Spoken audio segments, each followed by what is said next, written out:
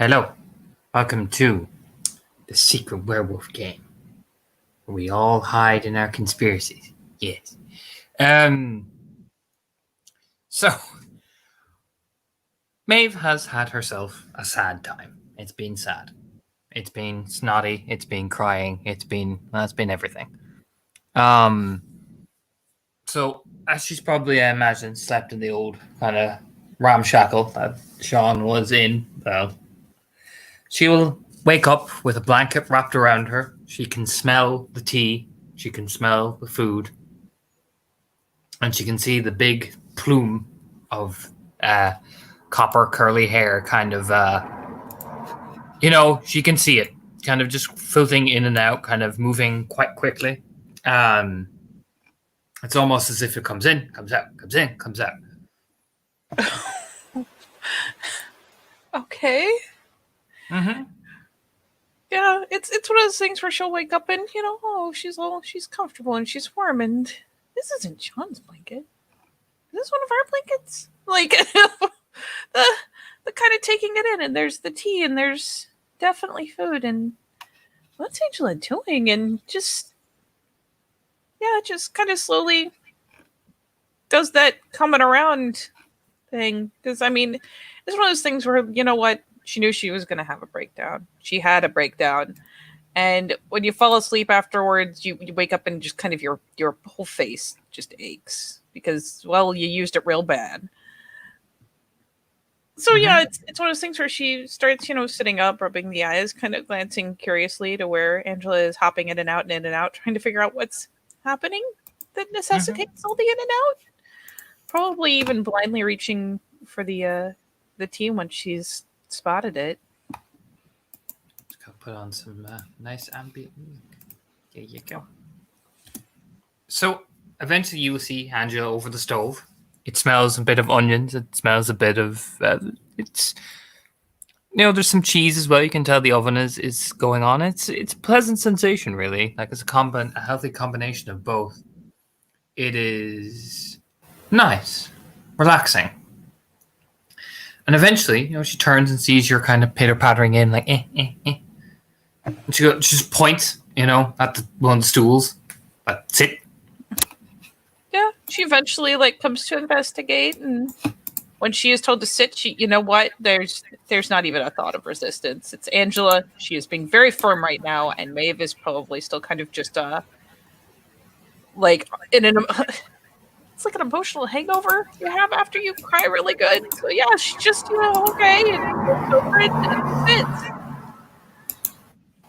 She perches up on it, still wrapped up in the blanket because comfy. And walks over and puts the takes the thing out of the oven, and it is French onion soup with cheese on it.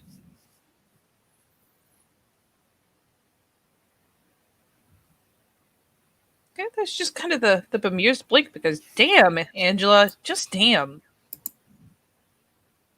Yeah, she's just a little shocked. Like that is timing, and did she literally just make that from scratch? It takes forever. But yeah, just seems a little taken aback, and finally, I assume Angela's picking up and moving around to go set it. It's she does kind of get your face for a second, and does the kind of cheek rub. It's all good. I'm totally put together now. But does look up and just, is there anything you can't do?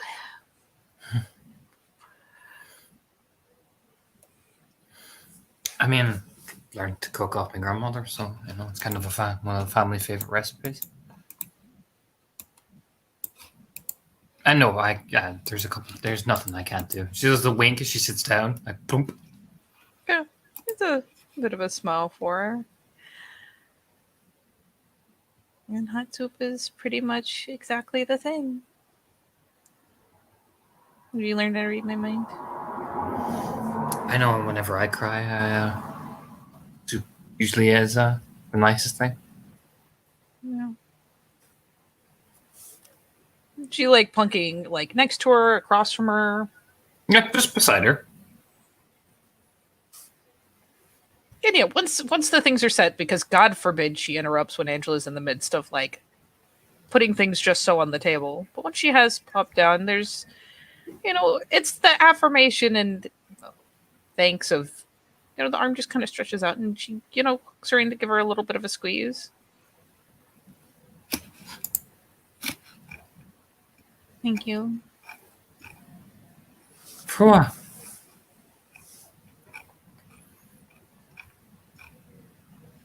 All of it? The blanket, the tea, the food. Oh, The well, actually finding where I'd gone and scrolled myself. Not making a big deal out of it.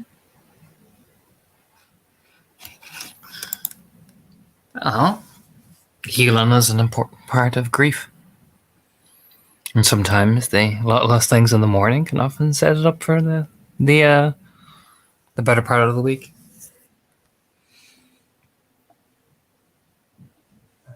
You're gonna flip me around and just make me do happy tears instead. Whew. Mm-hmm. That realization of, she's talking about healing and grieving and, she's only half joking about the happy tears. She could totally do it right now. And it's that realization of like, wow, I'm that brief moment of clarity and realizing what a bad, like, or at least what an imbalanced state that she's in, that it would just be that easy to flop right over to the opposite end. So, gotta learn to appreciate the happy things in life and realize that they come about every day. You just gotta find them.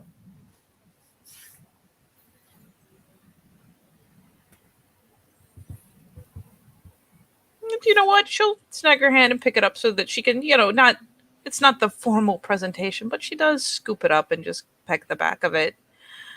And if I'm really lucky, they scold me every day. True, but I gotta start somewhere. So, we're going to Brooks Rest later. There's a needle and thread shop. I know I've spotted a couple of times. Yeah. And yeah, I figured you'd like it.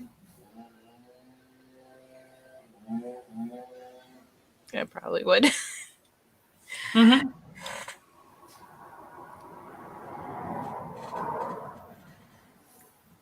So, Just the whole face rub, like, okay, reconfigure. Like, if I rub my face enough, it'll stop being in cry mode and it'll just stay good. And just kind of the waking up, the everything. oh, the food is lovely. It's nice, Yeah. nice warm feeling going down your chest, which I imagine helps a lot, particularly if you're in that sort of emotional state. It really does. It's one of those things where, like, yeah, she pulls it up right in front of her, probably, when she's not in the midst of like eating it, has her hand kind of resting against the bowl because it's just warm and eating it is warm and something that someone's made specifically for you. It's not like she just popped this out of a can. Like Angela, made her food, did it because she cared. It makes a world of difference. And yeah, it's just that she essentially just kind of refills the tank on that emotionally. And yeah, just seeps in the warmth and probably honestly keeps the other hand just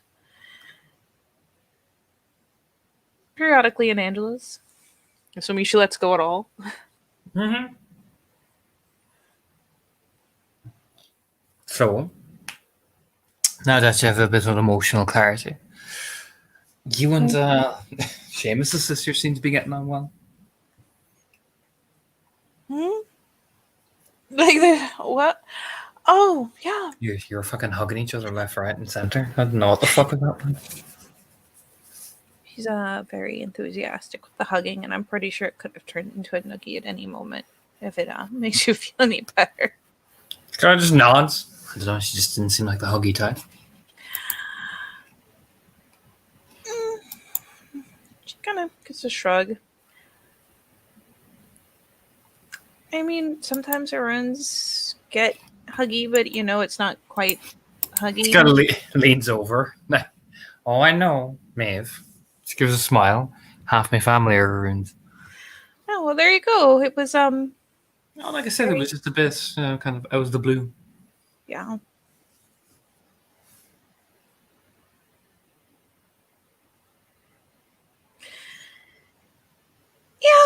It occurred to me I really hadn't talked to her a lot before now. I kind of feel bad about it.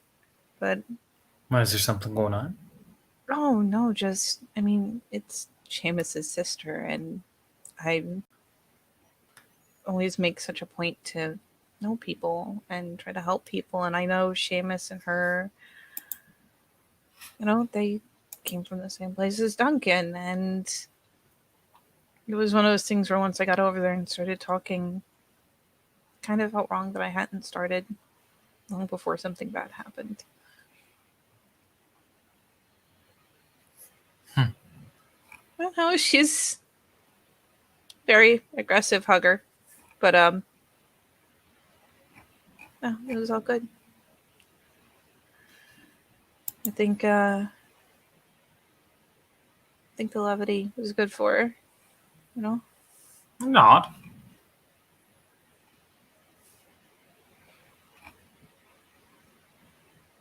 But yeah, to be honest, I didn't expect to be hugged that much myself. So surprise for everyone, really, except maybe Eve. Maybe she intended it all along. I don't know.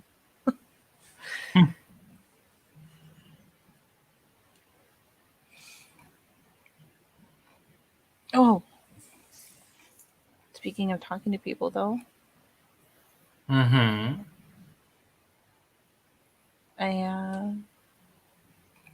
because I had to squeeze, I did have a birthday Seamus. Yeah. He's he has a weird way of showing it, but he's not after Clara or any of that. He Okay.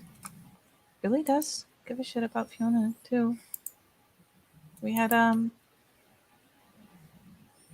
actually really nice talk about the whole thing. Oh, he just wants Clara to be and feel better. All right. I'm just gonna P&E you. She doesn't think you're lying, but she knows you. You say some. She's been around you a lot. Oh She's yeah, going to P&E. Maeve doesn't tend to lie, but she will completely skirt the truth here and there when it suits. She gets one success.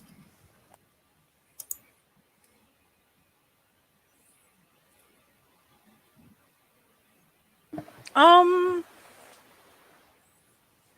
I mean, here's the thing: there's no Maeve's not a philolog. She can't detect lies and truth, but it seems like she earnestly, whatever she saw or heard, seems to earnestly believe that and the other thing she'll pick up is that little tickle of like, I guess even I thought it was kind of over the top, but he said this and he said it in a way, and the way he talked about, she seems to believe it. Just nod.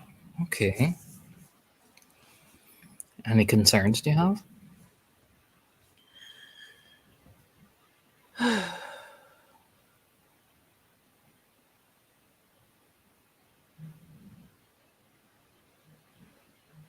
Hmm.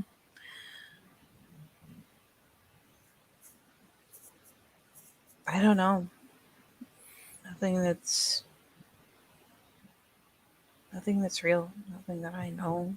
Nothing that's real. She kind of leans over. Like, she doesn't get like all up in your face, but she kind of does that lean where she kind of boops her cheek off yours. Yeah, I mean, Maeve doesn't mind her being in her personal bubble. The hands kind of sway for a second. She glances over.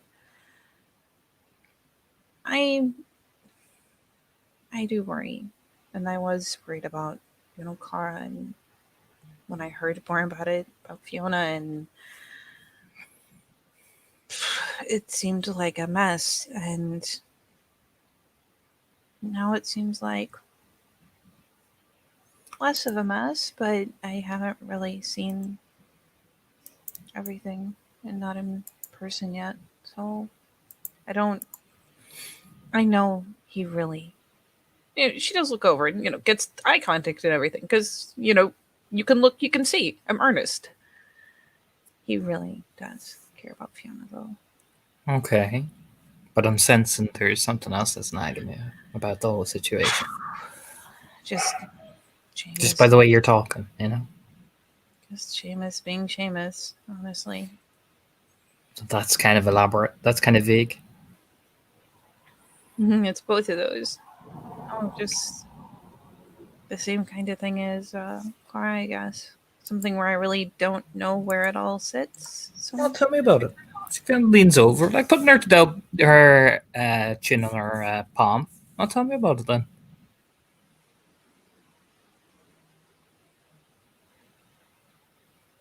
she sits back and knits her brow and thinks about it because I mean, like it's supposed to be a secret, but it's Angela.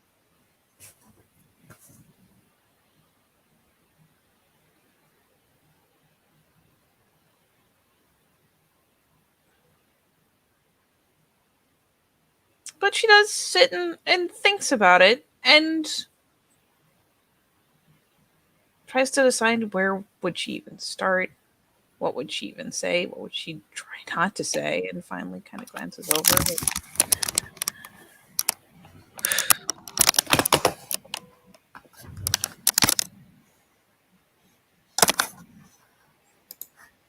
Sorry, oh, I thought you hadn't spoken yet. They kind of cut out for me. I was about to say. She hadn't really spoken yet. It's just she kind of tries. You can tell she's rolling the whole thing around in her head and trying to decide: is there any good way to talk about it?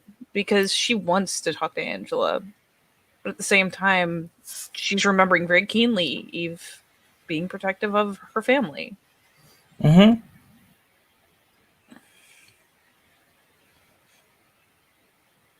Honestly, I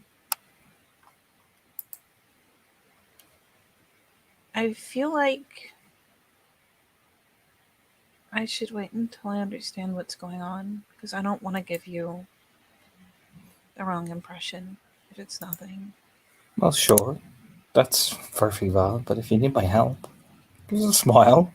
There's a flit of a smile over. Don't mind giving you a hand. Maybe I could help you get another perspective on it.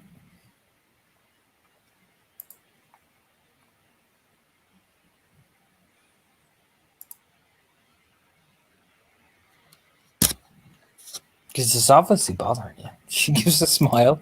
I'm not trying to push, it's just, I can see it's bothering you. And unfortunately, Maeve, you're stuck with me, so, what bothers you bothers me. It's almost like by now you've gotten pretty good at telling when I'm upset. Not that I was especially good at hiding it in the first place. Oh, no, you're shy at it. She gives a grin.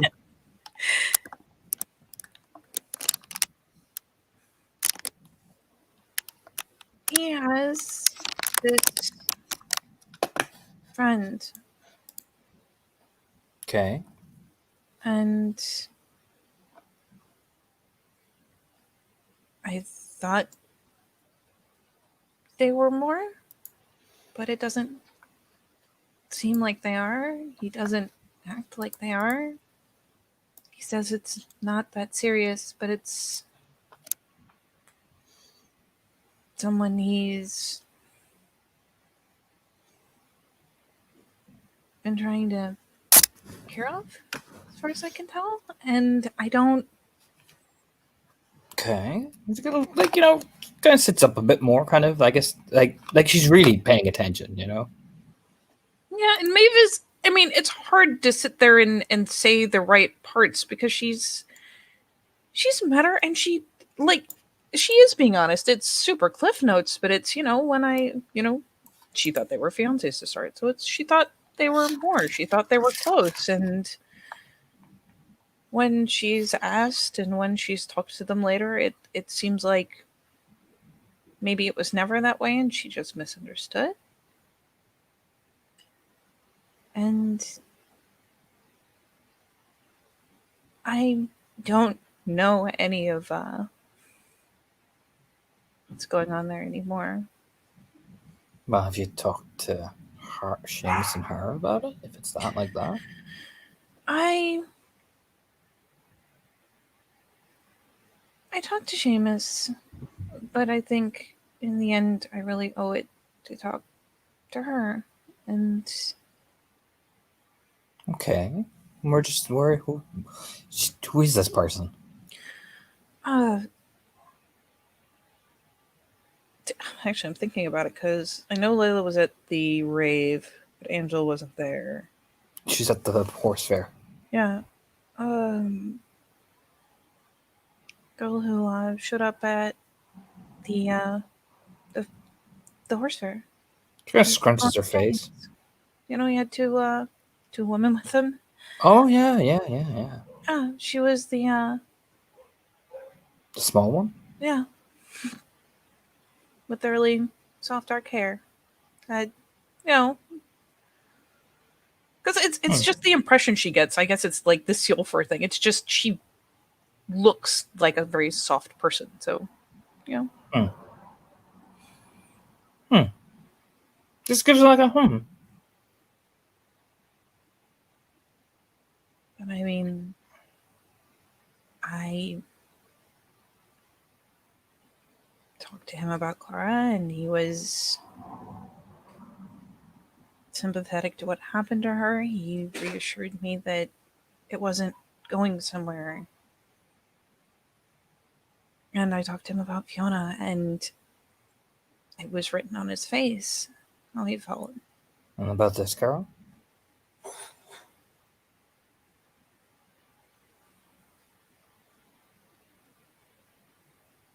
I'm browsing it again.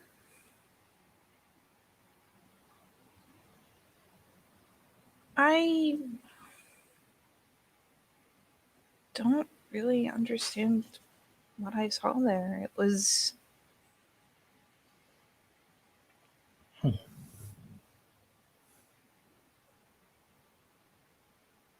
It was sad. Hmm. She kind of like frowns, like, huh. Well, how mad would he be if you went to talk to the girl? If he found out, absolutely furious. Oh well, if he found out. Mm-hmm. Well then, gives a smile. Where does she live?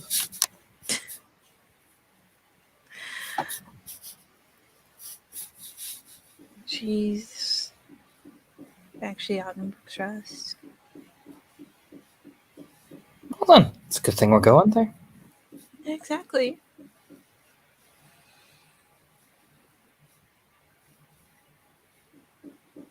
Don't.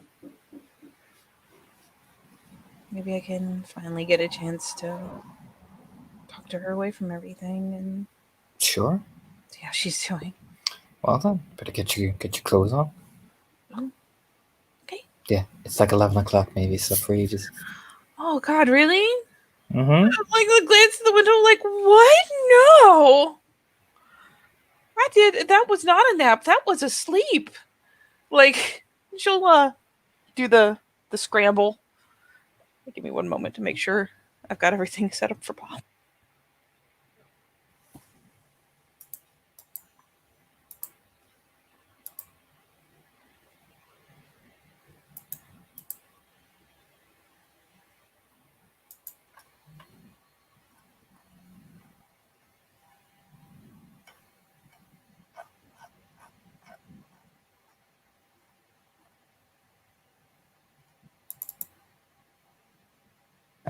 So yeah, Maeve proceeds to, oh sweet, she's okay. Just goes and changes one of her nice little floofy Maeve dresses. Oh yeah, you take Angela's car and you can drive Yee. down to Brooks Rest. It's nice. I'm assuming she'll turn to you. Do you want me to drop you off near there, and I will meet you in Brooks Rest because I actually gotta go talk to Eamon about something. Oh, sure.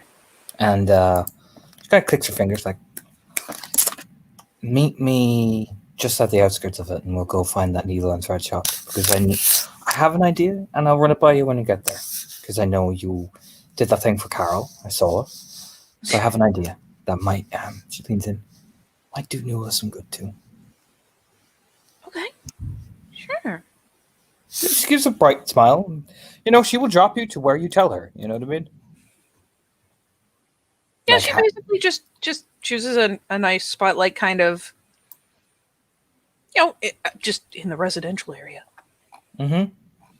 Just has her drop her at the edge, like, doesn't make her go out of her way. She can walk a bit. So, has her pull off, like, right about where the residential parts of the town start and gives her a quick peck as thank you. Goes ahead and Right. climbs up. Oh yeah, she zooms off and little feet.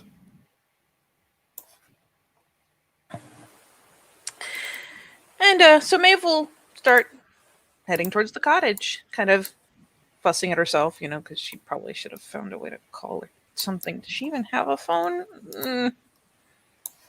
Again, latest cottage is always really nice. Look at that view.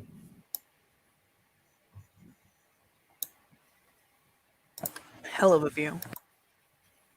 It's it, just down like about a 10-minute walk from the beach.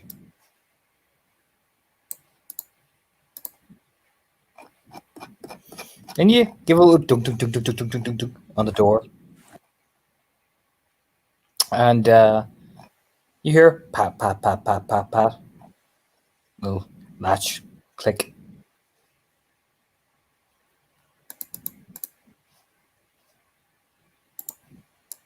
Yeah, sticks the head out.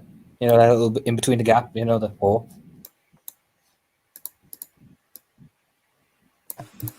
Yeah.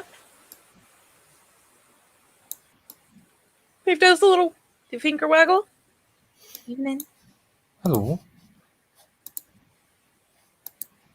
I realize I'm not very good at calling ahead, but I just wanted to check in and see how you were doing. I'm not too bad. It's been a bit. I haven't seen anybody in a while. Do you want to come in? Sure. She steps to the side. She's in her bare feet. As she do. You can tell her hair is just freshly wet as well. Look, that woman must smell amazing because she is just always the damp hair. Like, I feel like she should just be a walking shampoo commercial. It's damp hair, but she always smells like seawater. Like she has that seawater smell about her. You know what I mean? And I get the feeling it's like the romanticized version, not like actual, just like. It's always pleasant. It's like, those seashells where you sniff it and it smells a bit like the sand and the sea. You know what I mean? That's what it smells. You know what? That is an amazing comparison. So yeah, just offers the small steps in, eases her little shoes off. Probably had flats on. But yeah, the house is, again, it's a bit clunky. It's a bit disorganized. You can tell Layla is a ball of chaotic energy. Really haven't seen much of anyone? Well, everybody kind of disappeared for a while. I was wondering what the hell was going on. She gives a smile. Oh, I'm sorry. I figured you'd, I don't know, been hanging out with James and all them. Oh, yeah. I mean, we don't talk about that business together. She gives a smile. She's walking over. Do you want tea? There's coffee. There's she leans in. I have like, she kind of does a little like I have like gin. You know what? Didn't Angela talk about pre-gaming anyways? She may have mentioned it a couple of times. A couple times. 4 or 5. I mean, it's like 11 o'clock in the morning. You know what I mean? So in the morning. Oh, Yeah. oh, okay. So no. Tea's fine. Okay. She just gives a smile. You hear like pitter patter. Maeve, we are out of tea. She kind of sticks her head in like I am so sorry. It's one of those things where Maeve is probably wandering over to whatever table it was that Layla had sat her at last time, because clearly this is part of the process. So she'll just find that spot again. And if she pokes her head out, it's just, a glass of water's fine. You sure? I've got opens the fridge. Maeve, I'll put it like this. You could see the grimace on her face. Can't see what's past the door, but can see the face she makes at the refrigerator. Just, oh dear. Do you know what I mean? Water's totally fine. Yeah. She's like, yeah, okay, water. Kind of comes in with 2 glasses of water.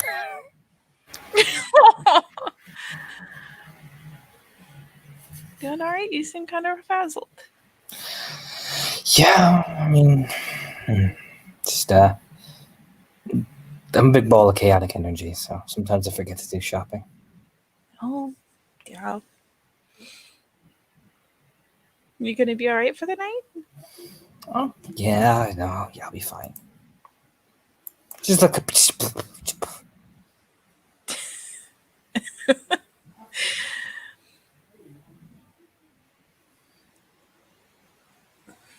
And so, but you haven't heard from anyone, did Seamus at least tell you we'd be out for a while? No, I mean, he didn't really mention it. I didn't realize you guys went all on a trip. She gives a smile over, like, oh, that's nice. You know what I mean? With that facial expression. Yeah. It was a pretty big trip.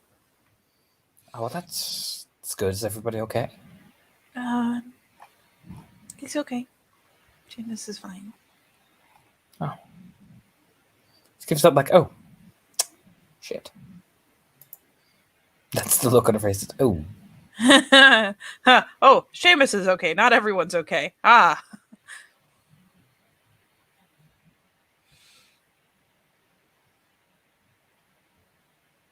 And actually, didn't he take another fucking battle scar? He did. Oh. You know what? I'm going to trust him this time to actually tell her.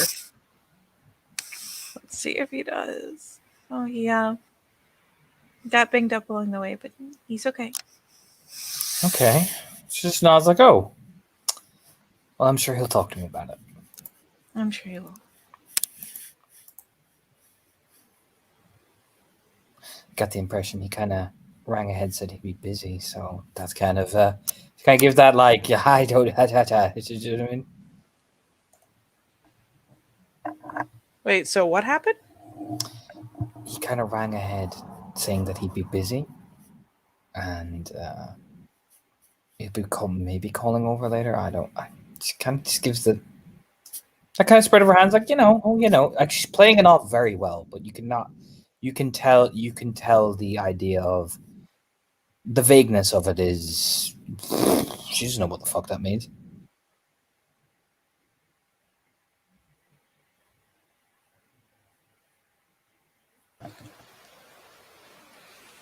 Has he at least come by since we got back? He's like sitting rang ahead. She points to the little telephone. Yeah, she just glanced over like, oh. Although I'm kind of in a bit of trouble, so she kind of rubs the back of her head. I'm in trouble. It's nothing. Just in transition of jobs at the minute, you know how the economy is. She gives a smile. Oh, no. I thought you really liked that job, too. I'm sorry. It just wasn't working out. So your choice to leave? Oh, yeah. Just wasn't working out like I wanted it to. Well, at least it was your choice. Mm-hmm. No, I just wasn't working out. She gives like a, you can roll a peony. She is so full of shit. It just wasn't working out. Wasn't working out. If I say it enough times, she'll believe it. So good. If she failed her lie roll. Okay, well, if I'm just not going to say anything. I'm just going to throw the dice. Oh yeah, she's lying. Fail. She's lying. No, so it just what was it she kept saying? Wasn't just wasn't working out because the economy. Yeah, the economy. So it wasn't working out. Wasn't working out. Oh, like just too much of your time, or they try to.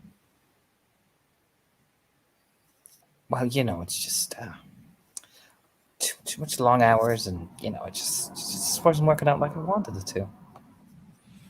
Okay. Just it's a real time consumer, Oh yeah. I imagine it's like especially specialty work like that. Like I said, I much prefer. That's why I prefer part time. I can kind of have a flexibility. Full time, I feel very restricted under it, and I never really succeed. Yeah, she just kind of nods understanding because shit, she has never worked apart from her full time job, but she's known plenty of kinfolk and Guru that used to. So no, she just nods along. Like I know plenty of people who are too antsy to work full time. No, it totally makes sense. I've had other friends who had the same problem. Full time was just it was more commitment to doing something that they didn't love than they wanted to give up, you know? Who wants to spend half their waking hours doing something they wouldn't do if they had a choice? Exactly. It's very banal. She gives a smile. Quirks a grin back. Except perfect word. Like just a little point over, like, you know what? That's perfect.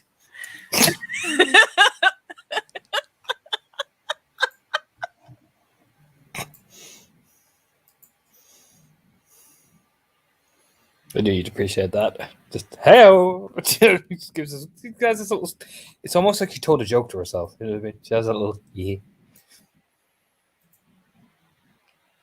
Look, if nothing else, because of how kind of bouncy and manic she is, Maeve just assumes that she has made some callback to something that happened 20 years ago that she somehow still remembers, even though she was like 2 at the time. Like, who she's just assuming there's a reason, and man, when people are bubbling like that, it could have been anything that made her laugh. Well, what have you been doing with the free time then? Hopefully. Oh, I've been catching up on my fishing, catching up on. I've been kind of documenting a lot of the local.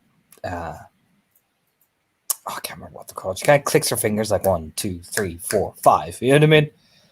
A lot of the shell amoeba that are down right at the bottom. I've been kind of, Wow. Mm-hmm. Oh, do you do that? Oh, what's it called? Free diving? Mm-hmm. That's Yeah. amazing. Oh, did the information Seamus asked me to get help, by the way? God damn it, I feel bad because it really did. That was some ace fucking info she got, you guys. It was, and I can't even remember what stopped us from doing the scene because we got it all planned to the very last minute. You guys, do you know what I mean?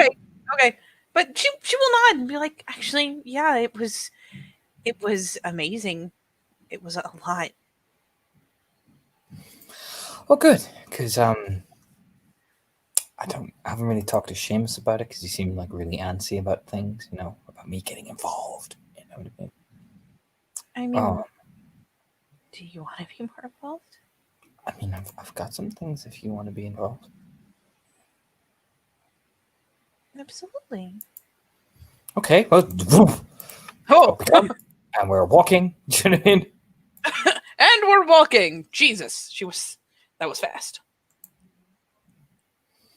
And she will open up one of the. It looks like basically it's like 2 double doors to like the dining area. Like a dining room. You know what I mean? Okay.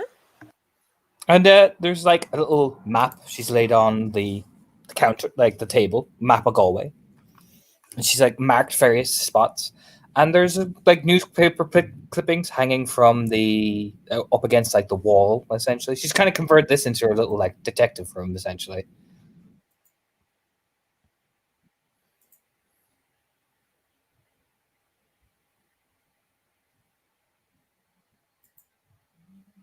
So yeah, she whips open the doors and steps in and goes to consult her various things, and Maeve steps in and just takes one good look around, and it's just like, oh wow.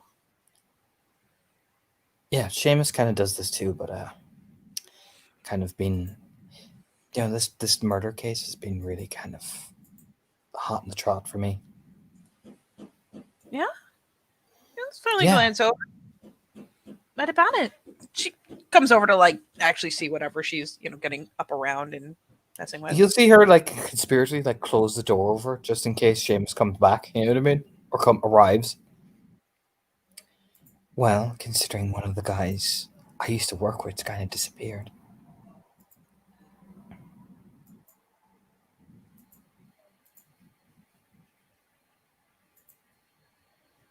Wait, which?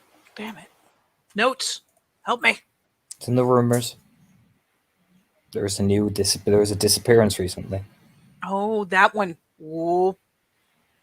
Yeah, she leans over to take a glance. Let me do a little snooping and pooping. Reread it, refresh myself. Rumors, rumors, rumors.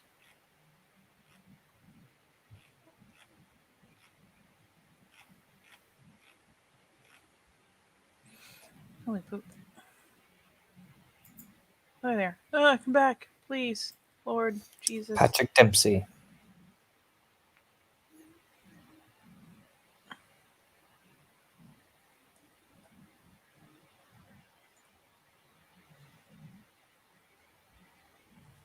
All right, here we go. Cup updates. Up. There we go. Patrick Dempsey, 31, father of 2.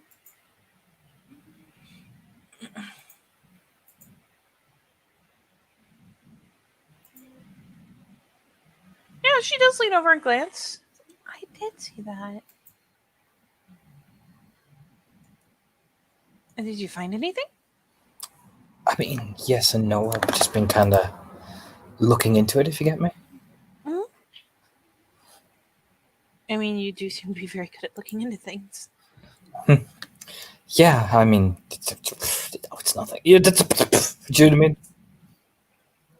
But what I found is that he was went from Galway Maritime Museum, right, and did his full shift at the curator over there, and was planning to turn up to do his local. I used to work with him on the volunteer stuff, right? Mm-hmm. So he didn't. That's where he went missing and transitioned to head over to the.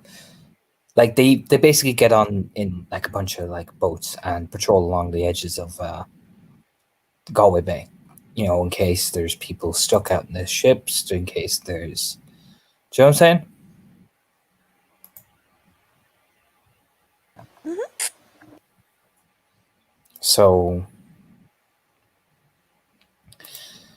it's more of him, whatever.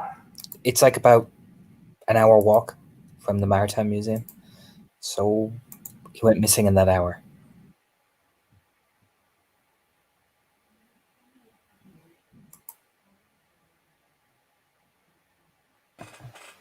Yeah, I assume she's like poking at the map, but she's like, here.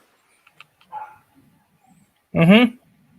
So yeah, maybe we'll actually curiously get down and fuck it, let's conspiracy together over this map and see where those 2 points are and if there's anything that would maybe stand out to her in between the two.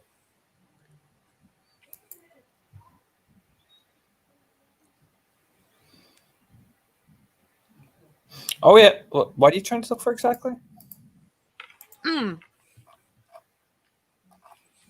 Essentially, on the map between the museum and the place he was supposed to turn up, like on that route, like at least as far as she can tell, taking a glance, the route he would probably have taken.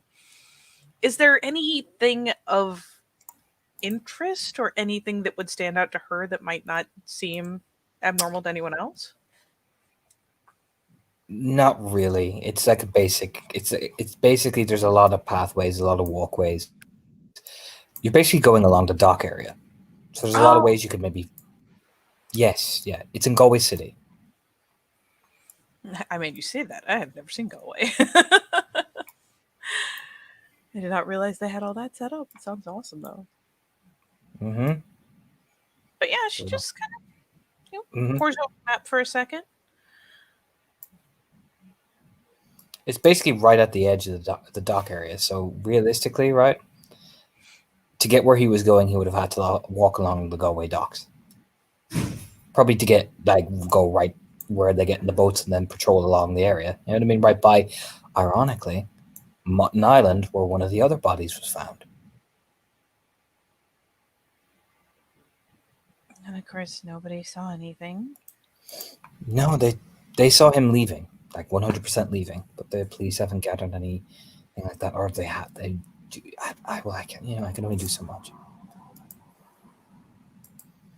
You know what? She will point it out just to see. And actually, does Layla already have it marked? There was another body found out there. Yes, she has all of where the bodies were. No. From Merlin Park to Mutton Island to Spadine to all of them. Wow. Thorough. Mm-hmm. You can tell once she hooks on something, that's it. Yeah. Go for it. Yep, pretty much what you can see. She has the one in Spittle. She has the one in Barna. She has all of them. Yeah, she, Maeve does reach over to like tap the finger and then realize there's already a mark there, and starts looking over it all again, just like, you really do have all of it here. I mean, Seamus had approached me with it before, but he seemed really preoccupied, and he didn't really tell me much, and I only asked me, but then told me not to get involved. So she kind of gives a spread of her hands. Oh, well, maybe, I'm sure there's still ways you can help without,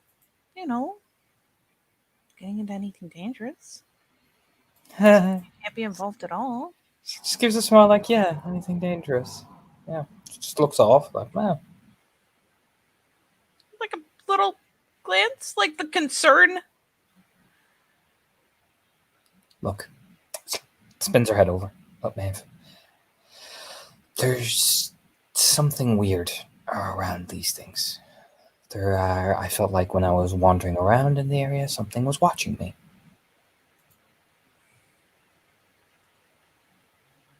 What, really?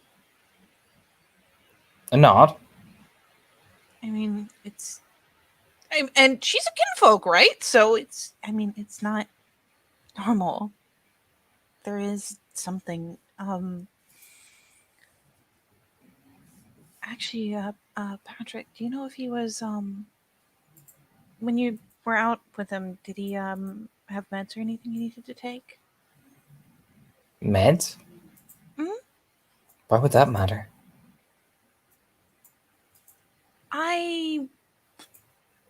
Well, Seamus gave you a lot of the information. I was helping him with it. Okay. It's And, kind of like nods. you know what? Fuck it. She'll look over to where that particular body was found and, gives it a tap. This one. He lived, kind of cruises the finger around until she finds the spot. He lived here. And, he was on, let me look back. It was either,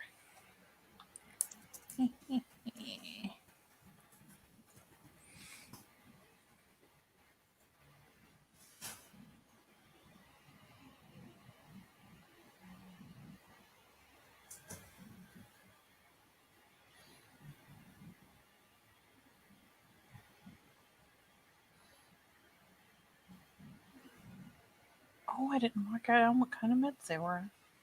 Fuck me. What?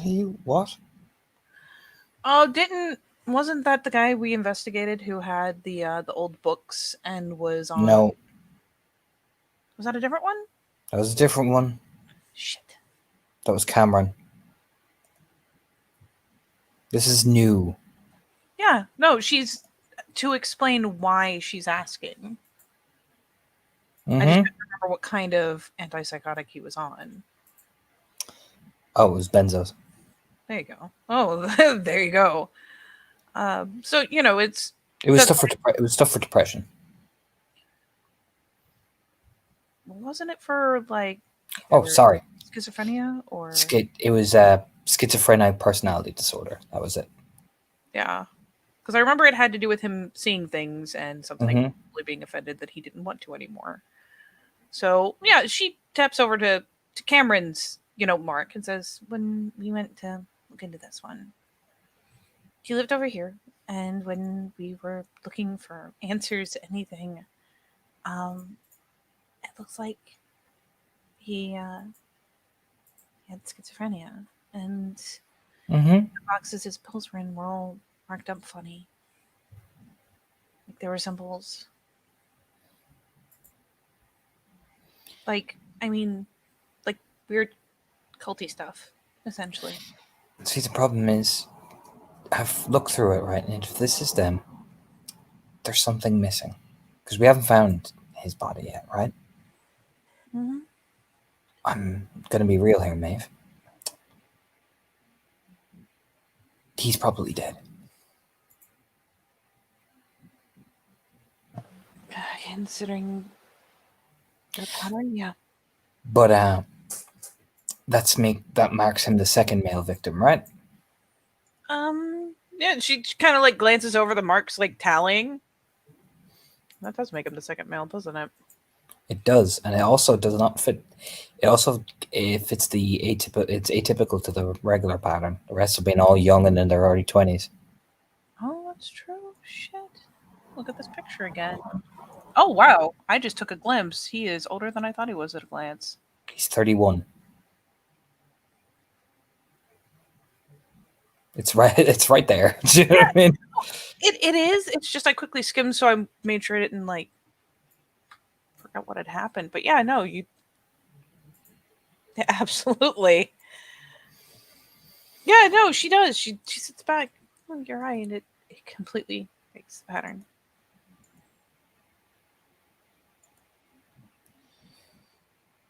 So, this is something Seamus hasn't told me, right? Mhm. I've counted 4. Right? Uh-huh. 5. Thumb. 6. Where's number 5?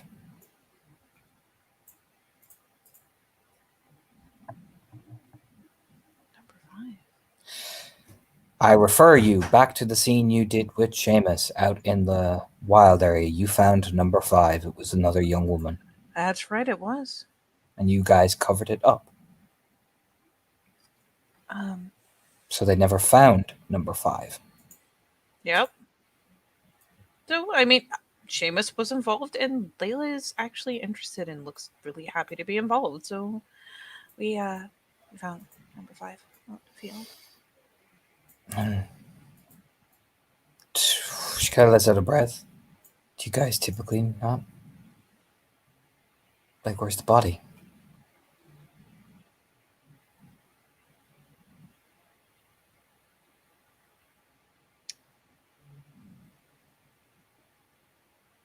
I'm trying to remember if it disintegrated when we did the cleansing. You covered it up. Well, yeah, I just don't remember And you cleansed it. They all, like, gravel walking though, you Yeah. covered it. Yeah, it's gone. It's gone. It's weird to see Layla look actually annoyed. You know what I mean? It's weird. She's normally so bright and pleasant. But she casts a glance over, like, what? You know, it's that initial, like, do you know what I mean? But she stops herself and just lets out a breath, like, okay. Okay. Do you know, like, those feral seals that you see? Do you know what I mean? That kind of raise up, you know what I mean? It's like she does that for a split second, you know what I mean? Yeah, That- just cool. It's like, whoa. It's distinctive because it's not quite like a challenge. It's not quite like a snarl. It's just this very postury, like, glare. It's also sudden, and it seems very uncharacteristic for her. It's not something Maeve's ever seen out of her before. Mm-hmm. Did you at least tell other families?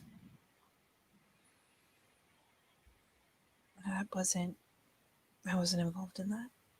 I don't know who they called her if they did. I was there to look for the uncanny things about it. Yeah, you can see Layla does not like that. Specifically of the idea that there is two parents who will never, do you know what I mean? No, or the possibility of that being the case, you know? She's not angry at Maeve, it's more she's angry at the idea of there's this poor girl who's never going to know if her parents are missing. Like, you know, they're never going to find her. It's the idea of reaching down and catching something that's lost is lost, so she is annoyed by that. Oh, Jesus.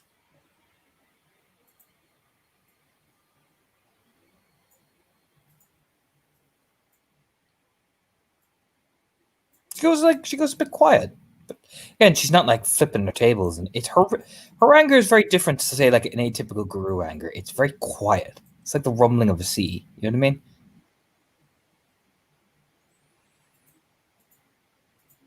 I can ask around. I can That just would ask the mission lead. that would only alert your presence to this. And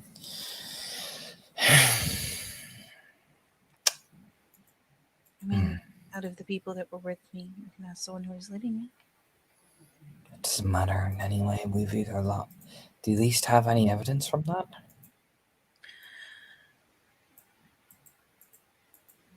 No, we had to.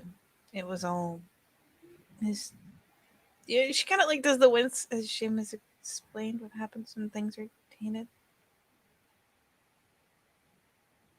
No, but that shouldn't stop it from being evidence to catch these people. We took note of what was there, but when we went to clean it, it disintegrates much of the time. She kind of just rubs her forehead a bit, like, "Oh, okay, so it's okay. Well, okay." Do you have any notes that you guys took? Anything like that? Yeah, she kind of like goes, you know what? Hold on, and goes looking for her little notebook. Reaches into the swag, and she'll pull out the one and kind of like flick through it, looking for her notes. And I mean, she doesn't see any reason not to. Layla's obviously very interested in what's the craziest thing she could do by herself. She wants the information. She wants to put it together. It's a puzzle, right? So she gives her, the pieces she has.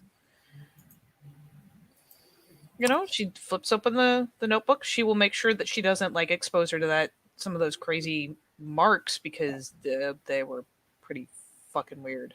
Oh, she asked for all of it. All of it. You sure? Maeve, I'm a big girl. Okay. It's like, oh. Yeah, it's Maeve. She's actually kind of liking seeing the fire. That I am a big girl, so whoa. You can tell the person has no concept of talking to Guru because she just fucking says it. And she does. Like, even Angela's careful about her wording. She's fiery, but Sandra always has that, like, she knows the line. Do you know what I mean?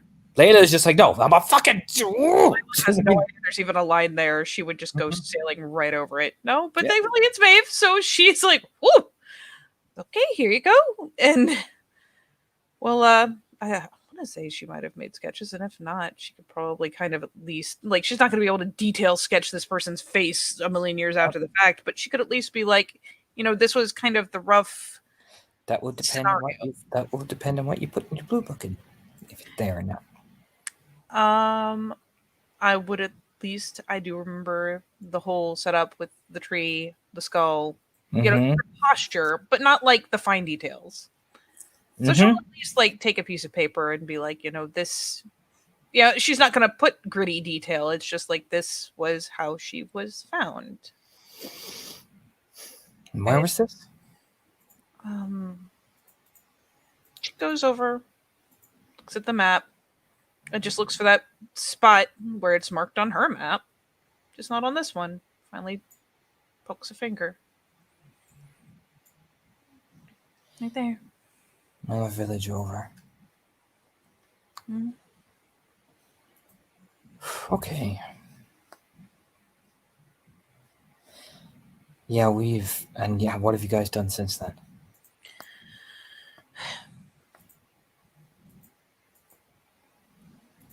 We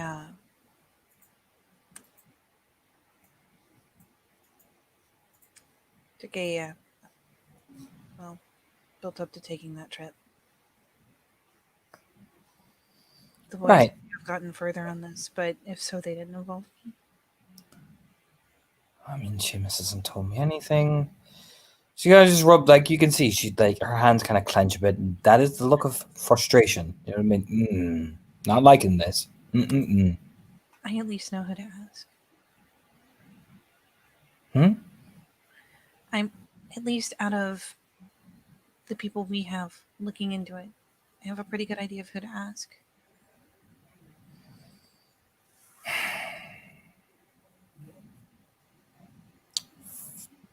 Very frustrating.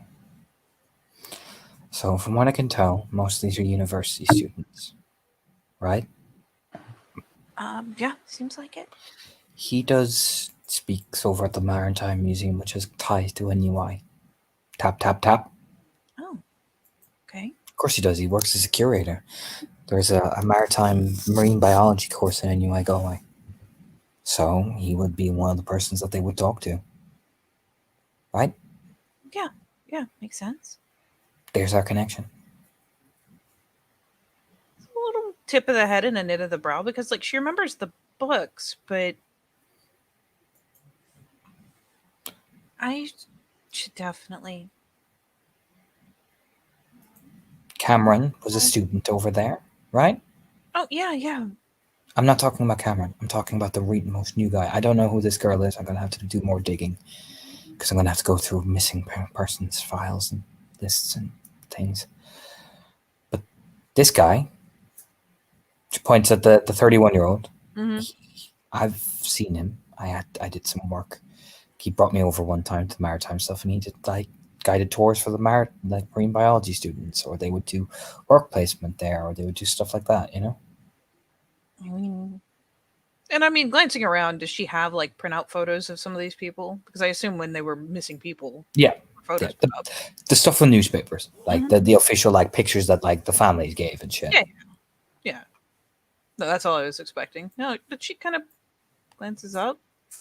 Did you ever see any of them? Do you think they were all in his courses? No, no. She kind of just waves her hand like, no. Like it's almost she's getting kind of frustrated with you. No, Maeve, pay attention. It's like, whoa, Yeah, That's- they're just the oh Jesus. they're not all going to be going to the one place. Doesn't make any sense. What murderer would do that? The connection is they've all been students previous or have ties to the Irish speaking areas, right?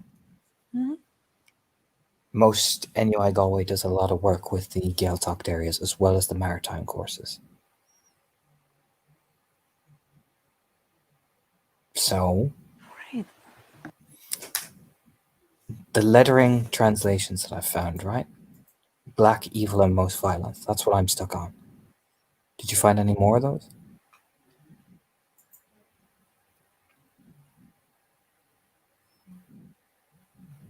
Um. Like, what was this girl's thing? Or have you guys figured it out yet?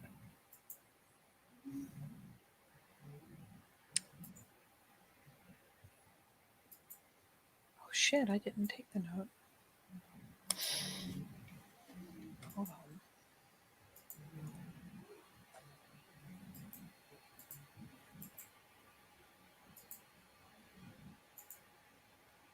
That's. Oh wow! I really didn't. I'm gonna have to go back and fucking fix my notes.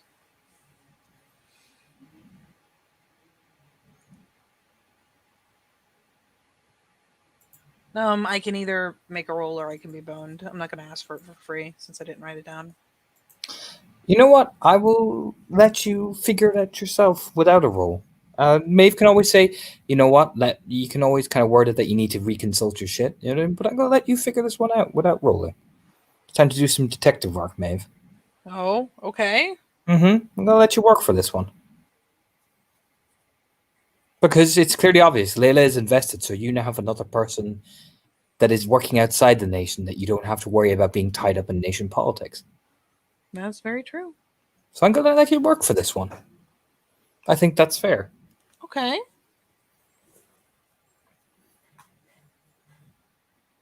Let's see.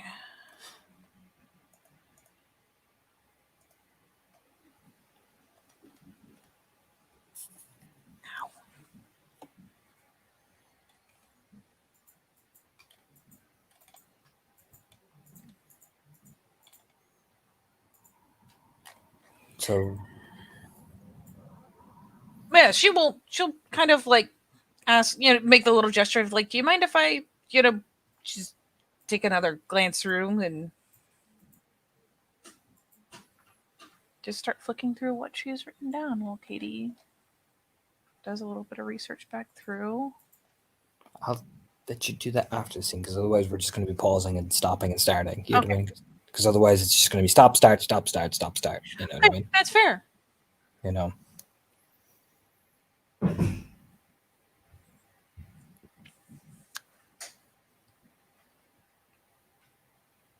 You know what? I've probably left some of my notes back home. I She will just nods. get them and bring them. Okay, so what we're going to need is we need to figure out what that part of the anagram is. We need to find him. Pat's the new guy. Another nod. That now, wherever they've left him, they've obviously had time because he's been missing for 3 weeks. So that means whew, she lets out that breath like, oh dear, do you know? That means a lot of things. But it also tells us a pattern. They're working along the coastline. Galway, Barna, Spittal, Irving. Point, point, point, point. You know what I mean? Dunk, dunk, dunk, dunk, and Maeve's just like, oh shit, you're not wrong. And most of these are Gaeltacht villages now. Some of these kids would come from there to go to school in Galway, where the universities are. Right? Yeah. So why change and go for the older guy?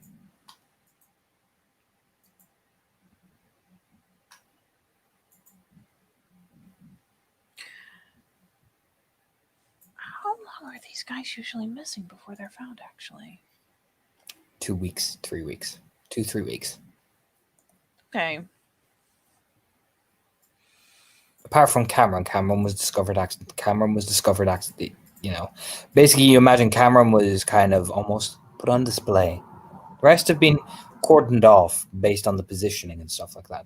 Cameron was found because he was in the city when he was found, so he was found quicker. Most have been left, as you saw, most have been left out in the places. You know what I mean? Mm-hmm. Cameron was found because he was closer. Do you know what I mean?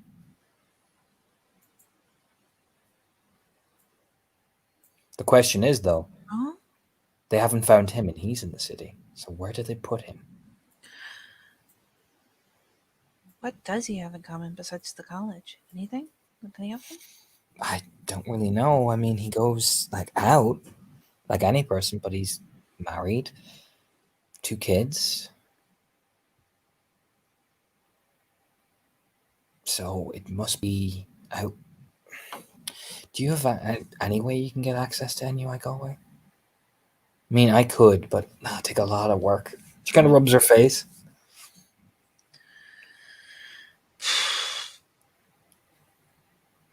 I wouldn't know my way around, but I might know people that would. I'll see what you can find, and I'll dig up 1 or 2 things.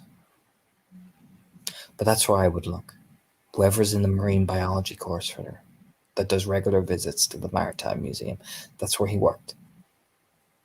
All right. All right. Yeah. I'll figure something out to get us there. And then it's look, they're obviously spelling something. They're obviously doing something with that. I don't know, it looks like a ritual to me. I've just never seen a ritual that was this long in the doing. Real old rituals, they take a long time because you have to build up the strength and power of it all. You might not have all the necessary components. Maybe that's what they're taking. You notice they were missing things in them? Mhm. Maybe that's what they need, certain things. I guess so. Yeah, there's just kind of a little frown of like, oh my god, you're probably right. So the only question is, what's the end? Where's Patrick and what's the end game? Well, it does seem like they're calling out to something. Yeah. By the way, do you know a girl named Fanula? There's a blink. Yeah. Yeah, I just bumped into her once or twice. She comes down by the beach. Oh. I was just making sure that she was on the up and up, you know? Oh, yeah. She is. She absolutely is. Is everything okay over there? You said with her over there. Sorry. Yeah, Fanula. With Fanula. I actually haven't checked in on her in a while. Well, she just seems a bit lonely. Looks like she wants company. So, I mean, I can keep an eye on her if you like. I won't like tell her who I am or anything like that. I mean, She just thinks I'm like some sort of like, you know, like you see some people who come out to fish, like you mostly see them like in the early mornings or late evenings, you know. you know what? Fuck it. Maeve does take a glance over. I hear she does some competitive rowing, maybe swimming. I mean, she mentioned it, yeah. Mm-hmm. So I'll make it more of a regular thing. Sure. If both of you would like the company, then go right ahead. She's safe. You're safe. Yeah, that'd be actually kind of nice. Yeah, I'm sure she'd appreciate it. There's But- well, the fanfare with her sister. I imagine it leaves her feeling lonely. Just gives a nod, like, oh, that makes sense. But yeah, no, you let me know what goes on with this, and I'll get back to you as quick as I can. Sure. She kind of like, all right, we're going out of the conspiracy room. Oh, yep. Maeve is issued out of the conspiracy room. No more conspiracies for her. Yeah, shoo. And so was there a reason you came by? Apart from us obviously now becoming best friends in detective work. I mean, we are the buddy cop duo that I always needed in my life. No, I just honestly, I really wanted to check on you and see how you were doing because when I first met Seamus and met you, he was just so happy to be out here with you, and I heard more about what you guys were doing together, and it just has gotten really quiet since then. What do you And mean?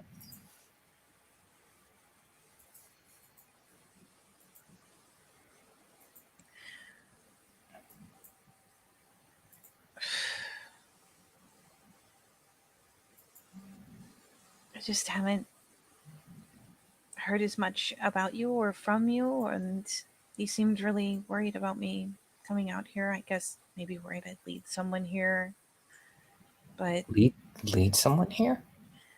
she kind of displays the hands like I don't know. He seems really worried about you staying safe. I mean, he told me there was some trouble going on. I mean, there was trouble that passed through that other family, but you were here for that. There's nothing Yeah, to be here to come after you.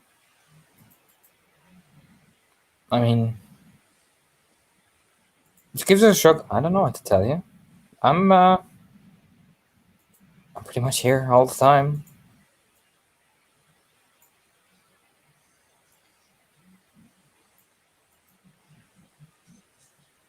Are you guys doing okay? I mean, he's busy. It's like you and your friend Sean told me that's part of the life that I am to expect that. It is. I just hate to think of you just being stuck here by yourself. You often find the weirdest company when you're by yourself, man. Do you? Yeah, I mean, you can go stir crazy all day. You know, I hear there are many fine alternatives to going stir crazy by yourself.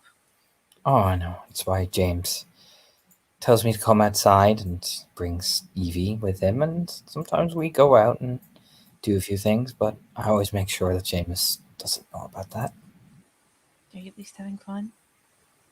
for the most part.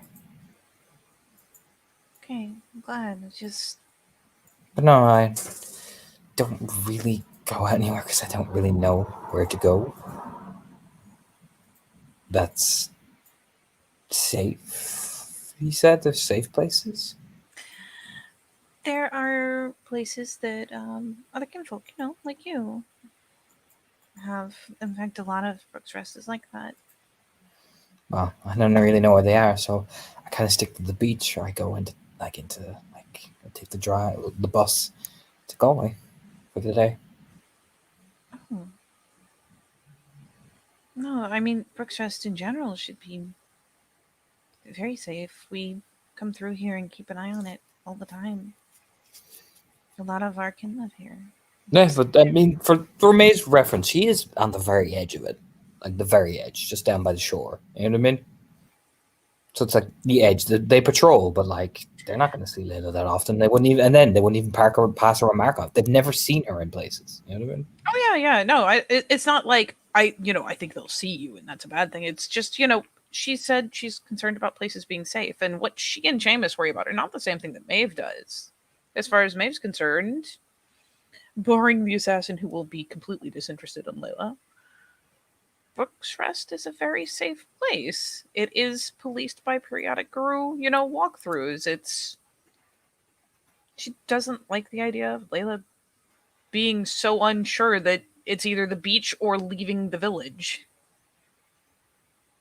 So no, it's just, well, like I said, for what it's worth, we pass through here all the time just to make sure everything's okay, that nothing hinky gets in here. So I don't see why you couldn't explore Brooks Rest and have fun. Make friends with some of the other kinfolk. Not being I stuck here mean, sitting by yourself. I got told it was a bad idea, so I kind of stay away from those things. I think scrunches the brow. Bad idea. Why? Oh, I'm not from here originally. Neither am Kind of I. left a bad situation, so I don't want too many people kind of knocking into it. I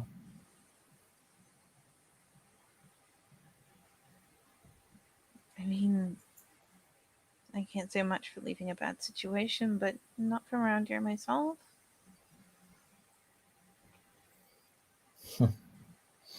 Admittedly, slightly different situation, in all fairness, but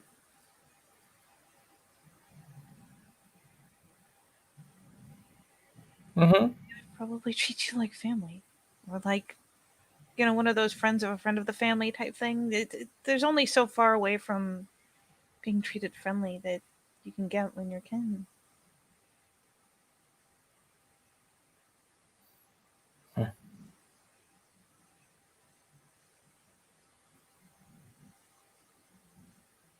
there's no reason that you need to be worried that it's not safe to go down to the bakery or go down to the bookshop or go to the coffee shop or whatever you like, really.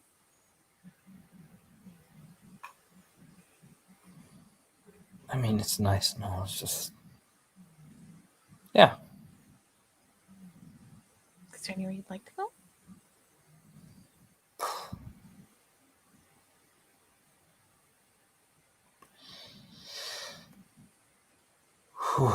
I mean, not really. It's just, I don't know. It's just the whole world out there that you don't really see anymore. When I was back home, I could travel.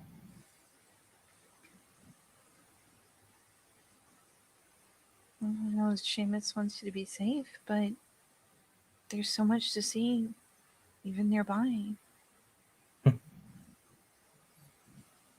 I mean, if you ever wanted to go somewhere you're worried Seamus wouldn't think it was safe, or you're worried it's not safe, you can let me know. I'll go with you.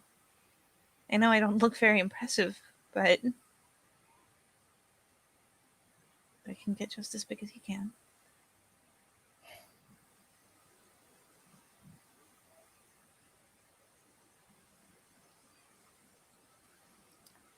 She kind of looks around. See, the thing is, man, sometimes it feels as if you do that, a whole nother life is calling you.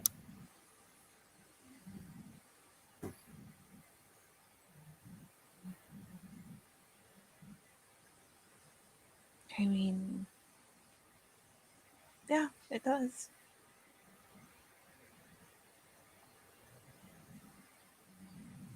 But the things that I hear when I'm out exploring the woods or running the hills or Even, kind of nods towards the window out at the beach.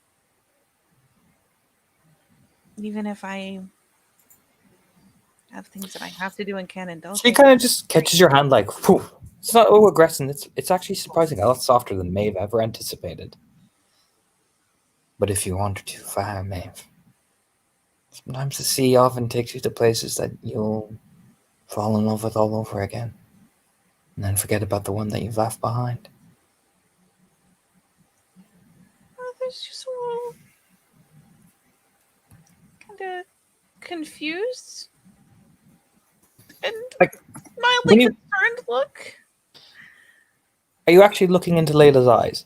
Yeah, I mean, she's searching. She's trying to understand because that was odd but very intense. Like, her eyes are probably the most fascinating about Layla's feature because they're big, they're almost liquidy. The kind of green kind of swims like the bed of an ocean floor. You know that really rich seaweed that you see. They even start to glow slightly in the light. Her hair is sleek and red, kind of deep crimson, like some of those ocean plants there, that kind of red crispiness that you see under the water. Mhm.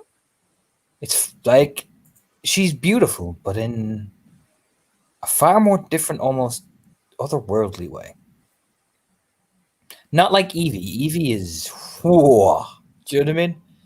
Well, no, but I imagine for all the world, it almost feels like spirit heritage to her. Yeah. It's like seeing it, except you're not in the Umbra and you don't have that, right? There's this kind of natural, yeah, exactly. There's this natural magnetism to Layla that you just relax under.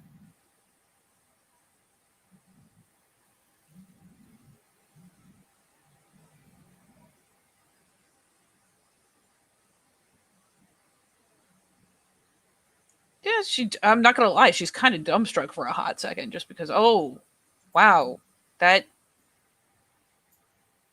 Am I? Hmm. Have you ever not wandered and danced along the river's edge and wondered, and you see it in the distance, this hill? You mightn't even know what's there, but you see something like a monolith or a new thing that you didn't see there before, and you just pressed your heart to go there. And then by the time you got there and took it into your fingers, you looked back and you never quite remembered the place you came from before. That you just lost yourself in that wonderment.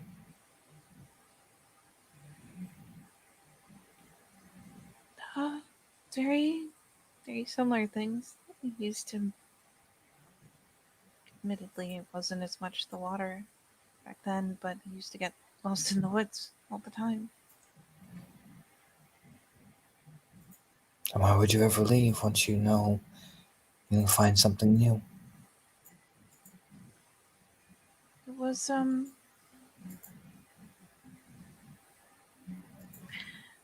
it's that moment when you kind of, it's like waking up from a dream.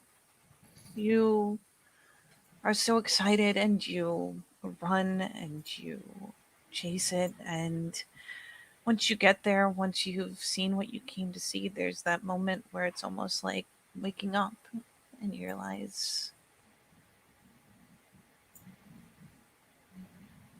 you don't know exactly where you are. You don't know exactly how you got there. You want the security of your home or your mom or Hmm, whatever it is, but you don't know how to get back to it. It's exactly. So,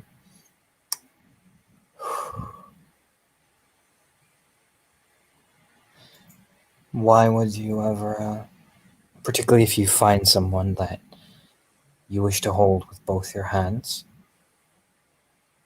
move? Because you know when you move, that's it. You're just gonna forget.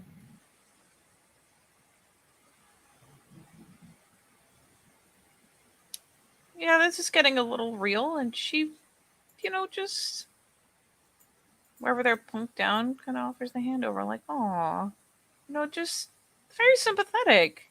Because that guy, the obscurity faded pretty dramatically there at the end. Mm-hmm. Just gives us, again, it's just, whew. Do you know what I mean? Do you think you'll forget if you go and sail by the coast or have a chance to chase the hills for a while? I always forget. The bro kind of knits. I've done it before and I forget. And this time I don't want to. For as long as I can.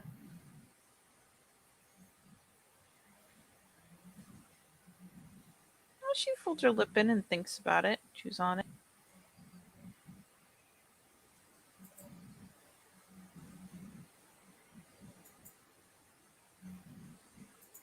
Is that my... He's so scared of losing you. What do you mean? I mean, it's... Every time I've talked to you, it's about how important it is that you're safe. That you're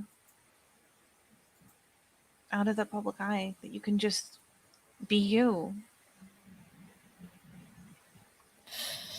Seamus helped me get out of a bad situation. And I think he worries about that. That's all I'll say.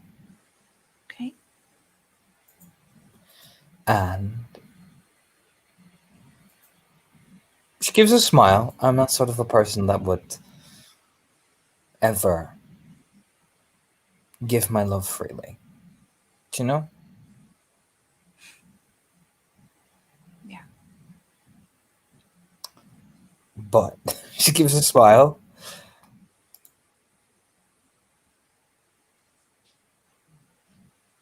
She kind of pauses as if she's trying to think of the phrasing, then decides, you know what? No, fuck it. I'm as free as the winter born and the summer air. And my heart settles. It settles for a while, but one day it doesn't, and I don't want it to not settle for a while. I want it to be where it stays. Well, if it's dangerous for you to go hunting the horizon, the things you love, is there a way we can bring them back? Ah, she boops her nose. One of the things I love is here. So I don't want to lose it. Yes, well, I did get that impression. So I have my beach, my fishing, my seashells. I miss wine and music on a port night. Sailors dancing and fiddle playing. There's nothing quite like it. But the smile I see when he comes in my door is a substitute for that. And I cherish it for as long as I can hold it.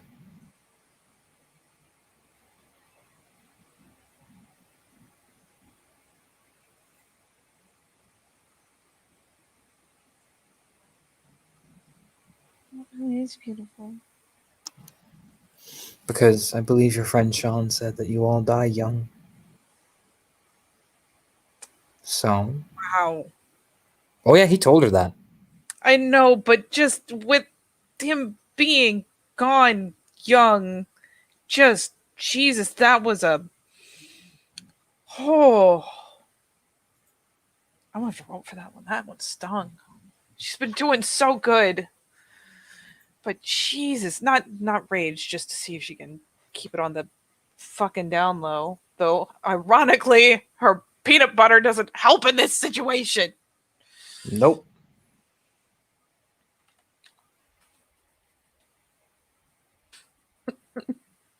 All it takes to suss out Maeve's shit. One not kinfolk. Oh, please, sidekick.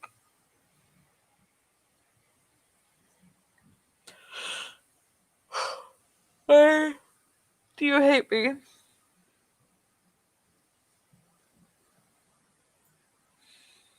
It's fine. I don't even care. I'm gonna cheat on you with another dice roller. That's right. Right in front of you. Oh, Jesus. I actually got 2 whole successes. No, that's just the manip sub to like try to, oh God, keep her shit straight, because that was a little on the nose, Layla. Fuck. She has no idea Sean's dead. Oh, I know. That wasn't. Oh. I know she doesn't, and Maeve is trying not to press that point and scare her, but fuck, that one was hard. So how could I leave when I'm told that the thing I love won't be in this world for much longer? By the way some of you talk.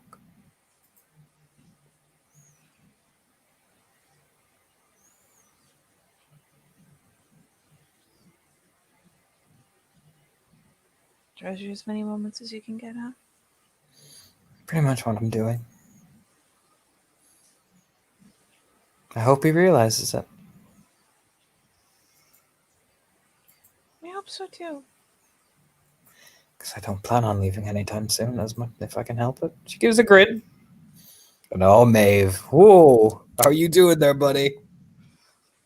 Dude, Maeve, like I said, that was her manip sub to try to not make a face when she quoted Sean about them dying young. Like, she's Aside from Sean, she just pointed out a very valuable fact to you. I have no interest in leaving. For as long as I yeah. Just As long as she can help it, she has no interest. yep, that is it's a talking point. It'd be really hard to bring that one up without it being like, so I talked to your girlfriend and actually it has been more than long enough, I assume, that Layla is as svelte as she ever is. So there ain't no baby bump. It would have been there by now. If anything, Layla is the opposite. She's very lithe. Exactly. Very fit. Shockingly fit, Maeve. That is a swimmer body. Yep. Ooh. Got them powerful legs. It's a good body type.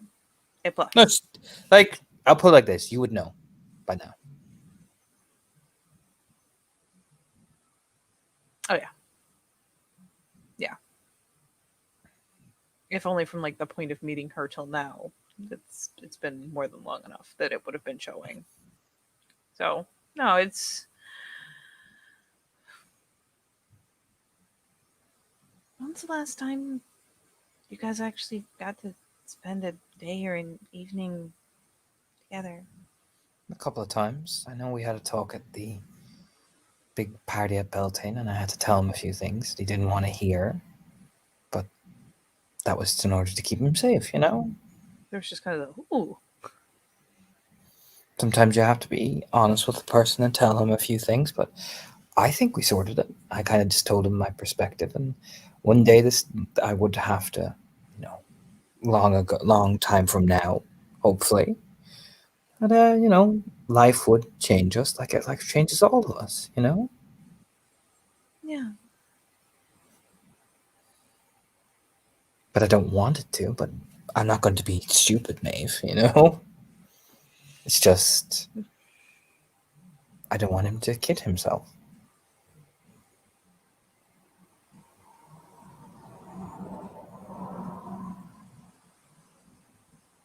But until that day comes, I'm here.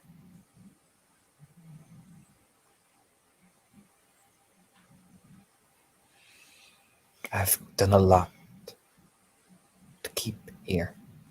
That's that emphasis. Like, I have done a lot. Is there anything I can do to make it easier? No.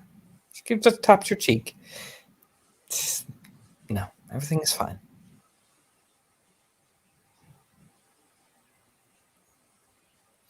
Well, I think we're fine. So, and I'm usually a pretty good intuition of characters. Does that pose in the picture? Oh, if you say so. Essentially, like, oh, But I don't mean to be a bad host. But I have to she points outside. oh, um, I'm meeting one or two people and gotta talk some business. oh, well, But will you keep me in the loop of course. about what we talked about? Mhm. And don't tell Seamus I'm involved. Why? She finally does lean in. Like, why are there always the secrets? She leans in. She keeps him safe. I take risks. She winks. And he would have an aneurysm if he knew about the risks I'm taking, which is why I'm not telling you. And she boops her nose. Is there anything that I could do to minimize the risk? Like, go with you? Well, maybe if you find me the info, I might bring you. She says, "Oh." Oh, well, then I'll make sure it's good enough that you absolutely have to, or you'll just feel guilty for the rest of your life. So there. She gives a nod. Well, she just like is like, you're gonna have to go to the door. I mean, it's like she's like, okay, come on, move it, move it, move it. Okay. Yeah, she's like, oh, we're imminent. Okay, I'm just gonna leave this here, and yeah, just let me quickly slide the shoes on. Whew. Jesus. All right, I will see you later, and thank you for talking to me. That was really nice. Just offer a bright little smile. Probably just in time to get the door shut. Give me a perceptual alertness as you're probably like walking really confused down the street, like, huh. Yeah, it's just that was interesting. It's a very sudden ending. That's like some pack link sudden. Jesus. Why do I keep trying? Probably because it finally rolled a million years later before. Fine. I'm just going to use everyone again. I'm just going to keep cheating on you. I got only one. That's all you need. Let me just she's not near you, but you see her coming down the other pathway towards the house. It's funny because she doesn't consider You reckon her- those fucking eyes anywhere. Well, yeah, the thing is she doesn't consider her to be a threat or anything, but if she's chasing her out, they must be something important. She probably shouldn't hold her up. So, I mean, if there's I mean, you could. Oh, I mean, are you waving at Evie? I mean, she. Are you? Does Evie glance in even remotely the right direction? Not really. She's kind of, it's kind of like, it's that kind of like, I'm just going down the laneway. There's the house. Ah, there it is.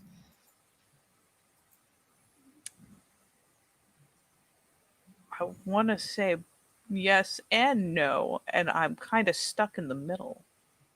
Because it's just a very, you know what? No, the character impulse would be if she saw her and she looked in the right direction to spot a wave. It'd be like the little like, oh hey. Well, let's leave it to fate.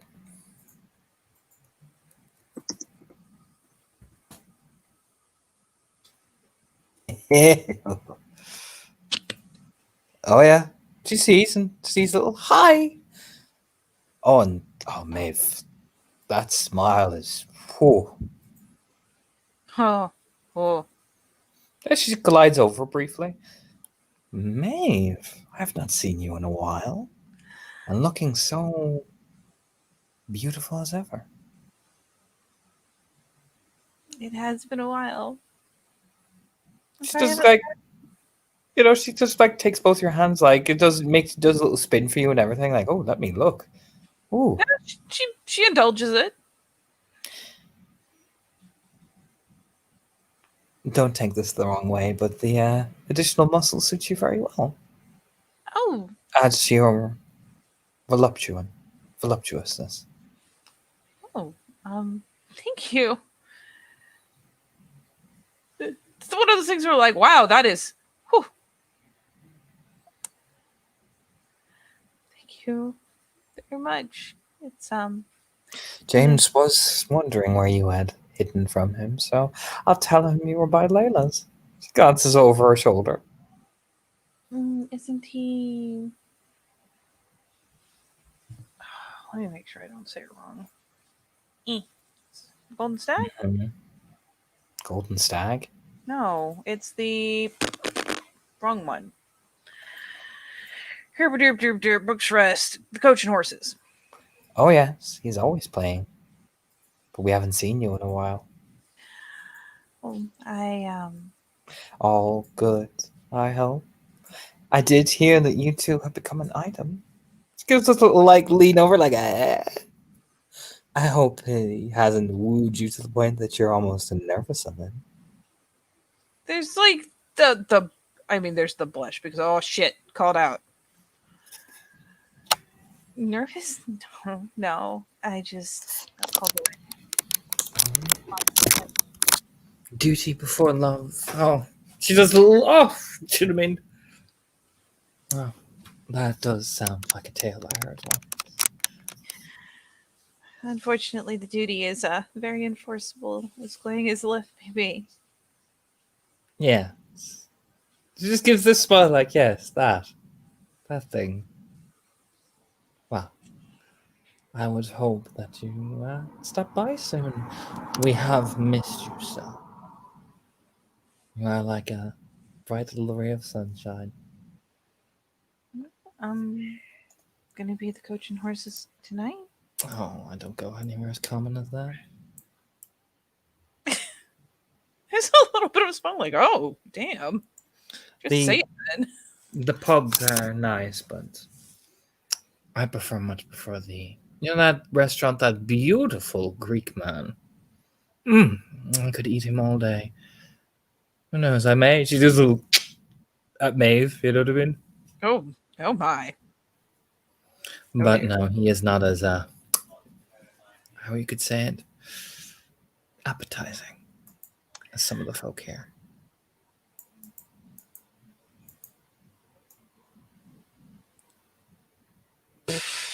Biv just kind of like, Oh yeah, she looks like Maeve, appetizing. that's a lot of eye contact. Hold on a second. I need to top up for 2 seconds. I'm so sorry.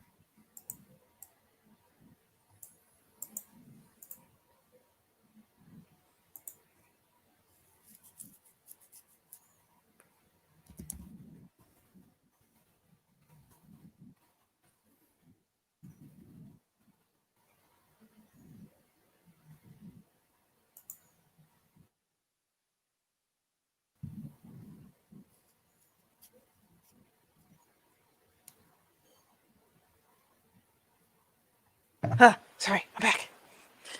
So appetizing. Oh, I admit I'm not totally clear on your type, but apparently not Greek. Unfortunately, Maeve, you're spoken for, so I will not tell you my type. I'm afraid I might make you blush and then make James profusely jealous. Can I have that? Oh no, he's a very poor loser. It was just a smile at Maeve, like he. Oh. But I should not keep darling Layla for too long, but I should hope to see you again.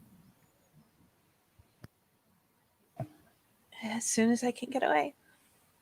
Oh, wow. Hopefully James can steal you. That would be quite the event. He does seem to be fairly proficient at it.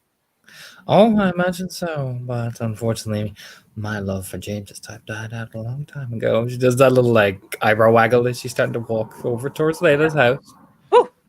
Whoo! Spicy. Now, slightly pinker Maeve. That's the scamper. Because, please. Oh, she is. Woof. Evie is always an intense thing to be near. She's an experience. That's what she is. But you can eventually meet up with and you shop around for a bit, and you end up outside a needle and thread shop. Like it's like a proper one of those old, really old style needle and thread shops.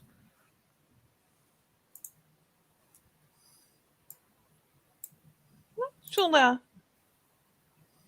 hook arms with Angela because she can. Just looking up at it, looking up at the signage, just like wow. Looking at it, even looking at the windows as they're heading over, just wow. Mm-hmm. Oh, so do I get to ask what the idea is? Well, most Fianna appreciate loss in life, and you made an entire banner for Carol. Maybe you could help with that too. Maybe place on Taylor's mural. Oh, I admit I cheated. I painted. Still something, right? Oh, I can. Yeah. Yeah. I don't know if that's a good idea or not. You know? It's never a bad idea to honor kinfolk. It gives a smile, leads you in, and it's nice. It's a very old, equated style place. It's like, oh, do you know what I mean? Like, it's pretty much what the picture tells. And this woman's at the counter, going over a few things. It's one of those really old style stuff. Like up top there, you can see all the various nooks and nan. It's the basic thing that you need if you have like a sewing kit or a needle and thread style thing. It is everything you need, Maeve. Yeah, I'm not gonna lie. She ends up just kind of taking it in. Probably just kind of surrenders one of her hands to Angela, so that Angela, who knows where she's going, and what she's looking for, can tug her along, and she just gets to kind of go googly eyed at all this stuff. But you're wandering along before, like I'm just kind of going two or three. This woman kind of comes over to both of you. Do you need any help?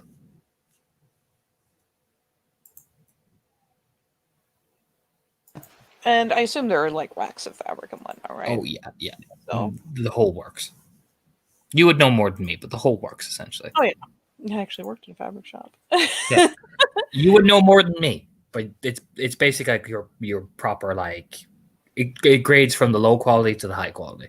Yeah, she'll as the girl comes to ask, kind of she's the mad genius. I'm just here to look.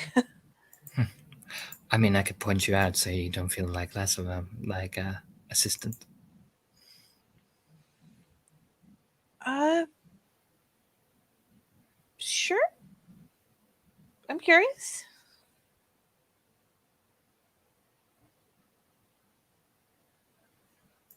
Just Admittedly, nod. that whatever we're buying is going to be painted. So I guess somebody Oh. that would understand it well. Oh yeah, I'm assuming you would know. Again, I'm relying on your knowledge here. She would pick out that fabric. You know what I mean? Oh yeah, there's probably a variety of them, but some of them will stand up to it better than others. Yeah, Yeah. she can easily be like, you know what, this whole shelving set right here is all the things that you could possibly want, and over there they're in color, and another Oh three yeah. shelves. Oh yeah. Like, She guides you through it. She's very professional. You know what I mean? No, clearly knows her shit. yeah. I mean, Maeve looks relieved. Like, it's the funny thing is, as she gets let over, it's looking back to Angela like, did I do good? Oh yeah, I'm just giving you the thumbs up as she's picking up one or two things. I mean, she's letting you. I'm just letting you have your shit. You know what I mean? It's kind of like the go on, go. You do that. I'm over here. You know what I mean? Oh, yeah. Maeve will get shooed. And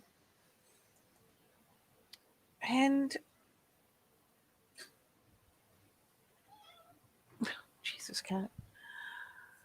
I'm trying to think of what else in like a fabric shop she would really need to get a hold of, because if they get it cut and she's going to be painting rather than like, she'll just out of curiosity kind of glance over. I've never tried using dye before. I know I don't have a hand for stuff like embroidery, but are there maybe dyes or fabric paints? Yeah. Oh yeah, definitely. She like leads you over. Like yes, and she like point out this, and she glance over her shoulder. Is this your first time? Oh, yeah. She gives a nod. Well, at least you have somebody experienced with you. She's the best. She just nods. Well, I would recommend this, and she points like several different types of dye, different types of color. If you're wanting more extravagancy, she guides you through it. She's actually very, very fucking helpful. Yeah, I mean, she will attentively listen because you know what you're talking about, and I do not know what you're talking about. And this is the best compromise I can come up with.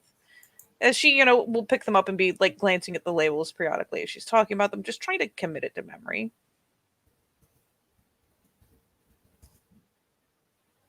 So, Maeve, as you're talking, you're going, and she'll eventually move off because she sets you what you're doing. You'll feel something just slightly land. Like I imagine your dress has. In fact, you brought your bag with you, didn't you, or your swag? Oh yeah.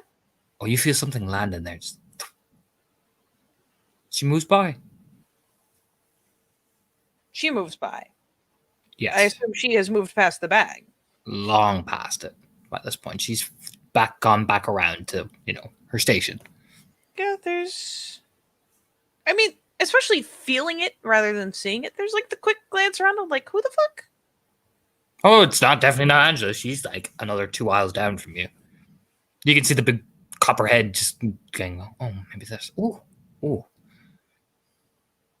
Yeah, the brow knits, and she'll just idly, as she, has the die in one hand, just in the other hand, we'll reach into her bag and kind of fish around a little bit, see if something blatantly foreign feeling is in it. Who the fuck would put something in a swag? Oh, it's a little note wrapped up. A little line of paper. You know what I mean? That kind of little delicate wrap.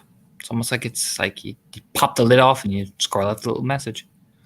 Yeah, she finds this tiny thing somehow eventually and pulls it out. And That's the thing. Your swag is like so full of shit. It's just kind of sitting neatly on top of it. yeah, it probably is. Yeah, she'll pluck it out and kind of knit her brow and glancing over, be like,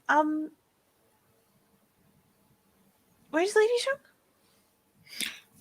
She points. Oh, thank you. Does a little wave and it, does the mouth. I'll be right back to Angela. It just, goes to go in there so that she can actually unroll this thing and read it without anyone noticing what she's doing. Oh yeah, you open it and inside is beautiful little. Inside the note, it is. Your prize is waiting. Follow the steps, head north, and head up the old path. You'll find a cottage there, not used for some time by a dead family. Make sure you're not followed. The patrols won't come by, so you'll have some time. We'll be waiting.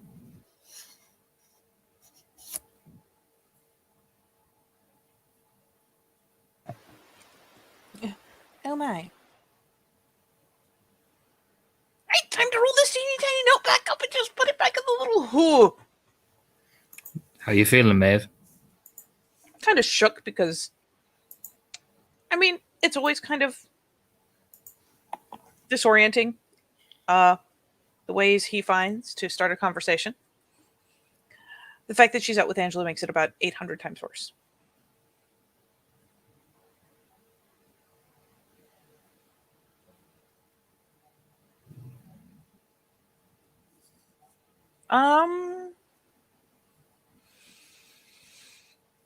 Ooh.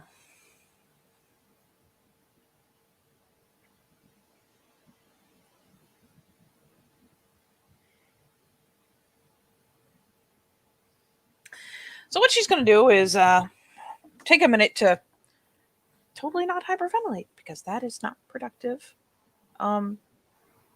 She will fish around to find the brooch, and again, she's never sure if it's like a one shot or if it's going to re-ping every time she touches it, but she gives it, a brush of the fingers. Just, ooh, I hope you know. Got it. All right. And breathes and finally lets herself out of the bathroom. And whew. We'll go back to looking at the dies for a bit and finally maybe a little over enthusiastically. We'll try to pick out the colors that are associated with the Irwins, especially like with them having the bakery, with Nula having, her various colors she wears. Kind of a darkish kind of darkish navy. That's what you always saw her wear. Taylor, at least. Nula's very kind of bright green. Well, we'll go with her thing. So she'll go for some of the navy dye and probably I mean, on navy classically usually silver, just because it stands out very brightly as far as pink goes. But she'll probably snag a couple little bottles because the little bottles you get at Fabric Paint are pretty cheap.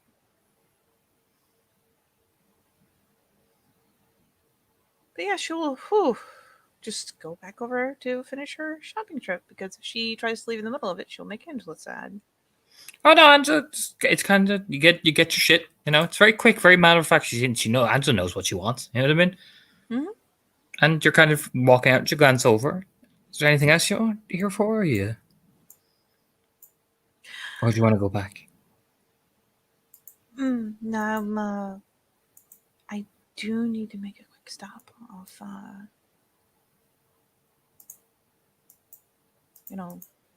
Have a word with Kian. Or at Okay. least a word for Kian. But you want me to catch up with you in just a bit? This is the type of thing I'm not supposed to be there for, I imagine. Yeah. She gives a nod, like it's that guru business. Do you know what I mean? Does lean over, give her the most just thank you so much for understanding, peck on the cheek. In fact, All right. say thank you. All right. Well, how about this? You give me a call, because you have our phones, and you tell me when you're ready. Okay. And I will get something ready for you. Something. She gives a wink as she's starting to walk towards the car. Here's a ho. Okay. Good plan. I like it. Oh, good. Go on, get going. Otherwise, you're not leaving. Okay, I'm going. Ugh. It's like, I hate to see you leave, but I'd love to watch you go. Okay, fine. Ugh. So, Maeve, is that where you're going?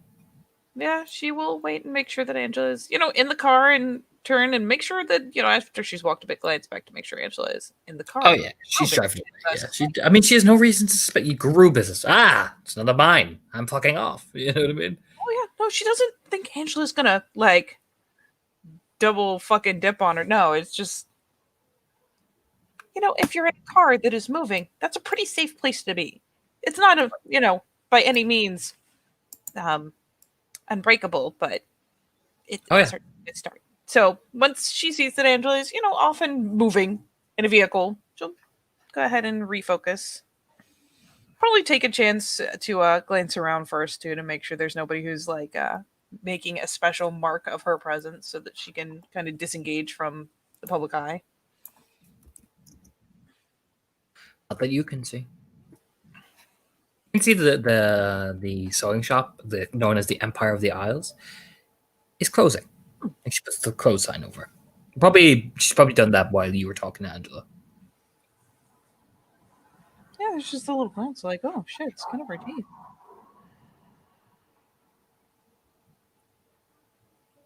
And with that, there's a glance around, and assuming no one's there who would take any real interest, she'll just start in the direction that the instructions told her to. You're wandering for about 20 minutes, about that, before you kind of trek. And you leave, you're at the very, very, very, you're further out of the edge of Brooks Rest than Layla is. Do you know what I mean? That takes some doing. Sorry? So that takes some doing.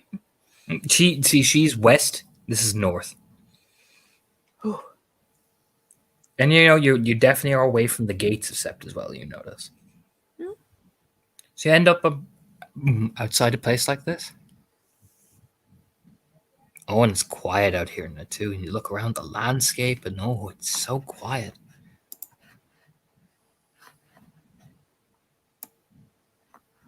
It should be more distressing if it was loud, so no one could hear if something went wrong. But that silence, No leggy. So you knock on the door. Yeah, she will head up there, looking around the whole way up, and finally, even on the doorstep, will turn and have herself look around, just because fuck it is. It's hard to see into the windows. You notice it's not that they're grimy. It's just like you squint. And you're like, oh, I can't really see anything. I mean, they're there, but it's oddly dark. What the fuck? Oh, I don't like it. Yeah, she'll finally go ahead and do the light rap of the knuckles and resist the urge to take a long step back immediately afterwards. It's like such a little kitty instinct to be like, knock, knock, who can get me? And the urge is there. That is the woman from the sewing shop.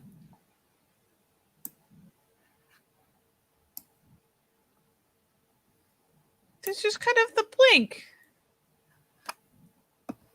Like, God bless Maeve and her subterfuge or lack thereof, but it's the most just like, it's so blatant that you're not who I expected. Jesus. Like, she kind of freezes for a second. Just, oh. And she was up beside you, right? When showing you around. Oh, you didn't smell any trace of purebred off her. Now that she's up close, Silver Fang.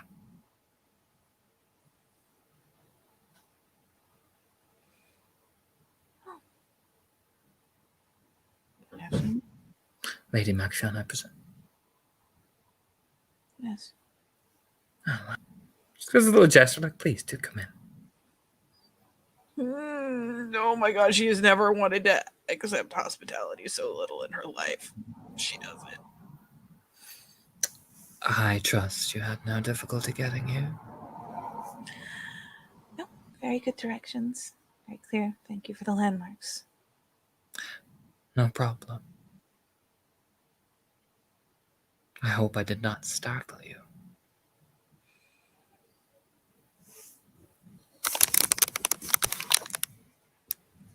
Certainly confused me for a very strong moment there, but I think all is well enough. Well, she kind of just glances you up and down. You have adhered to the agreement, so she gives a smile. All is well.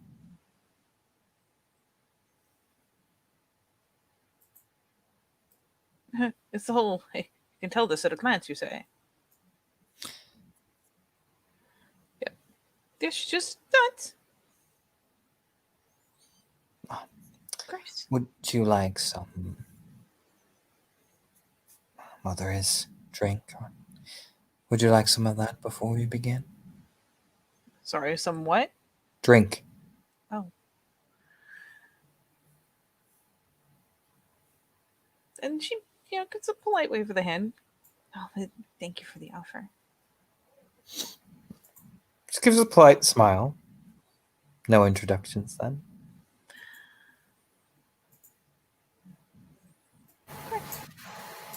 Polite. But she did gesture like, go on. Yeah, she has a little, the bob, as opposed to, it's a silver fang. It's not a fucking get. She's not gonna flip her chin up. She does the polite bob. She's getting better at that curtsy every day. Maeve Mexian, Hamid born, the Urch, daughter of Stat, Nostrum to the nation, known as Vigil. Margaret Dahmer, born on two legs, under a laughing moon. Adrian of the nation and Falcon's Brood, the true daughter of Falcon's Brood. It's a pleasure. She goes, oh, look at that. You got me right. Like, oh, etiquette. Oh, So ready for this to be tense. And then she said, ma'am, and I was just like, oh. well, Tanya did say that you were an agreeable individual.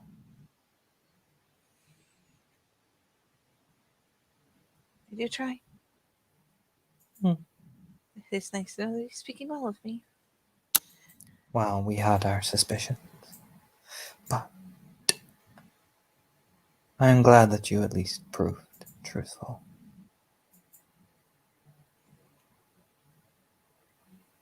She's not as strong purebred as Daniel. I'll give you that. About 3. He's 4.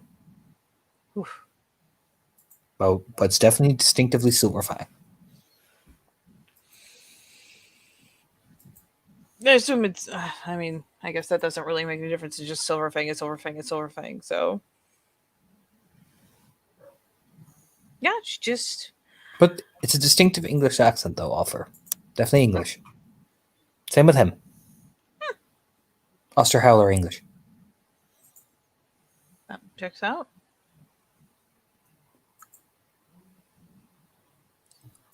Well, as per the agreement reached.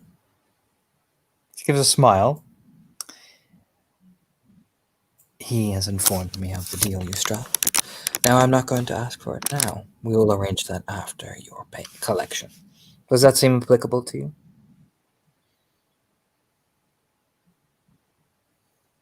Yeah, there's a bit of a knit of the brow. You promised him something. Remember? Or have you forgotten?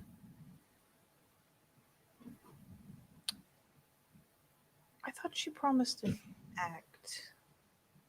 Like, essentially to ensure that. She's talking about the elixir, like you gave an additional something.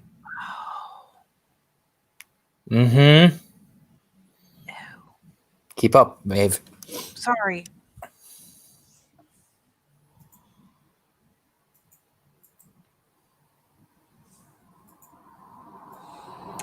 Yeah, she,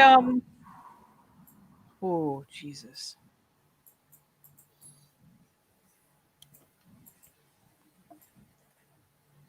I couldn't have passed those rolls. She did say we can talk about it after. Yeah. You know, Yeah, she just nods agreeably. No, I remember. we'll talk about that and where you can deliver it once this is done. And as for the agreed price, well, we will be waiting.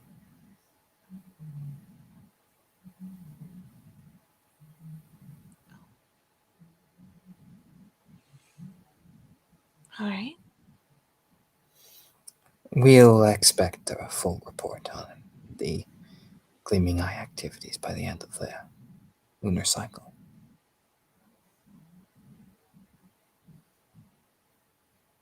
That seems fair, doesn't it? It's a bob with a head. We just needed to iron out these details, and as Daniel says, I am the best at getting to the point. Are, very politely direct. It is my job to be. Now, I should warn you, we've had to take some measures to ensure that she is compliant. Our own safety, of course, as you understand. Of course. She will in no way know who we are. She just gives this smile. Like, oh, don't worry. We've taken care of that. I assume it's like the being led on, or are they just still standing in like a. Oh, she's like turning to gesture, like, oh, please, go. Walk ahead of me. She, did she follow the direction? Is she still able to speak? Oh, yes. Of course. Then she would be no use to you, wouldn't she? Oh, very true. She can speak, but just not of us. Oh, of You course. see, we have taken measures. You understand our concern, after all. Of course.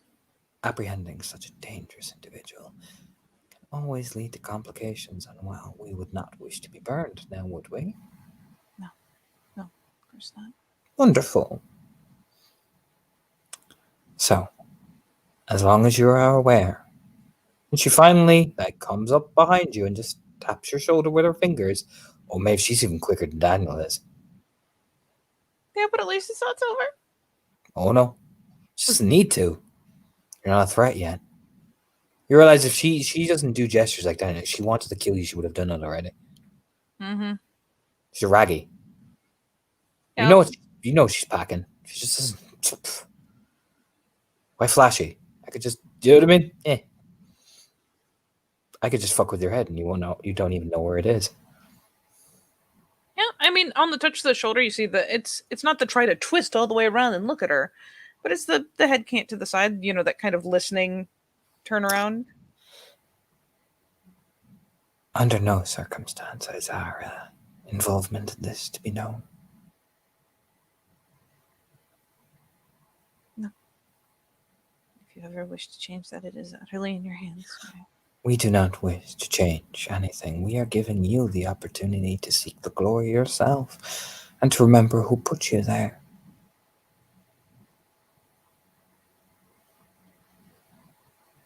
It's very much appreciated. Thank you. We all live in service to the great enemy and destroying it, but sometimes that work must be done in the shadows. It is the nature of things nowadays. So, yeah, she just taps down with her feet like dunk, dunk, dunk. And the trapdoor is under there, under the carpet. Unfortunately, you'll have to lift it. Man, the prospect of bending over to do things like that with her right behind her is just so attractive right now. Yep, she will just, and I assume she steps back to give her, like, Oh, yeah.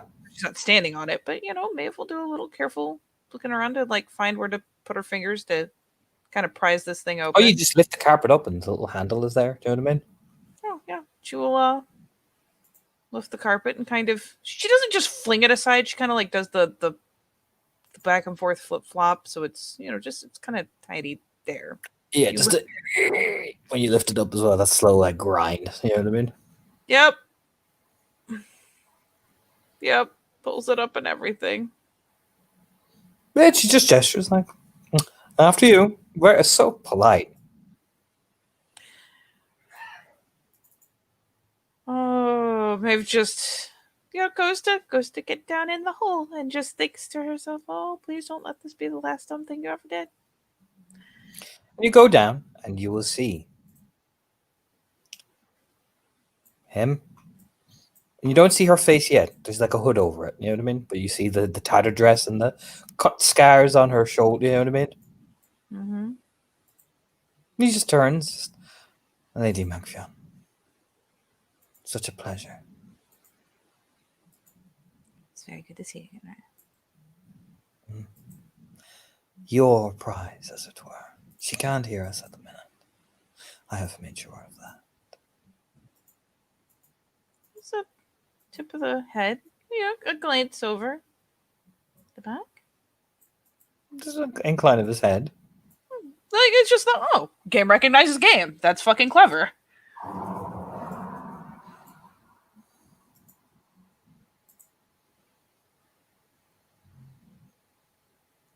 Would you like to ask questions here? I actually have a place in mind. Ah. And the question is, how are you going to get it there? It's quite the question.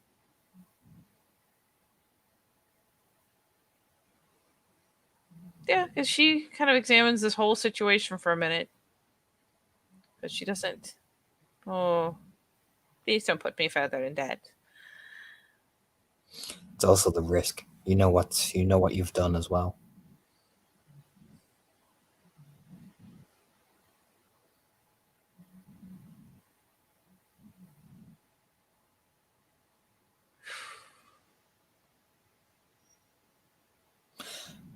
Now here's the thing. You gotta look over. You are planning to turn her into the authorities, or are you planning to get answers before she dies?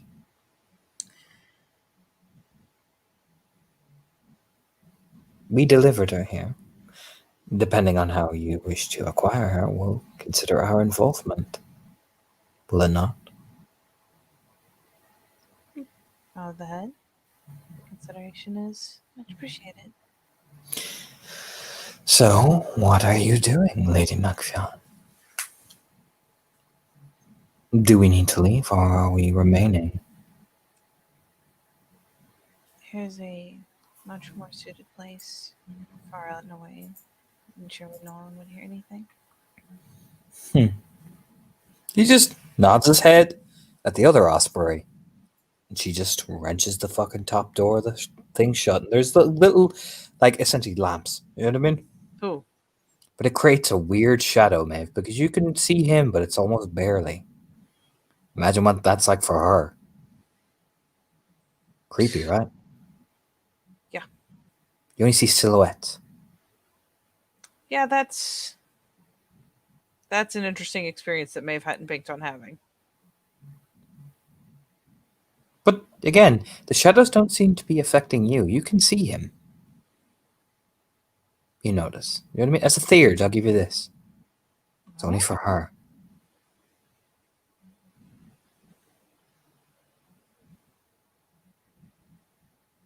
It's like they seem to darken around her. So it's more like they're attached to her than attached to either of them. Mm-hmm. Yeah. It's just, yes. Very clever. I mean, she can't help but admire the handiwork. That's clever.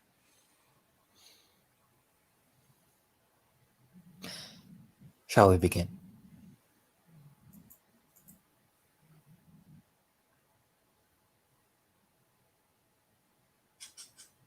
Oh God, are they doing this here and now? You said.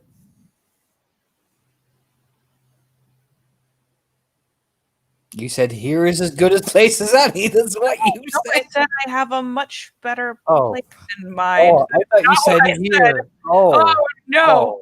I was like, Oh. oh God, this got ripped out of my hand so fast. I thought you said here, so I was like, oh, okay. Well, all right then, Maeve. Woo. Nope. She said, I know a much better place where they won't be Oh, able to well, hear. we will retract that. So they still stand there. And wow, Melly McFion. I'll put it this way. You are an investment now to us. Getting her in this state was difficult.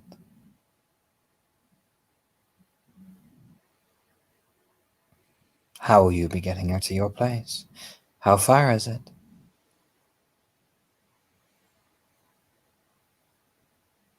Or would you rather, or do you have the matters in hand? Kind of gestures hand like, are you good? That's what he's asking.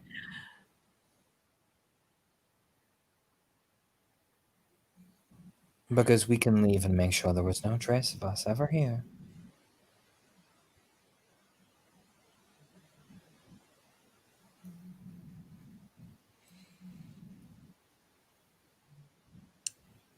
Again, the practicality versus the desire to be like, no, I'm fine. Just go away.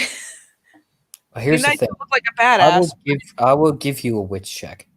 Yeah. Considering you have pulled moves, you're about if you make the wrong move, you're about to pull a stupid. Yeah. Okay. It's diff 5, considering the action you took in the previous scene. Oh, thank Okay. Jesus.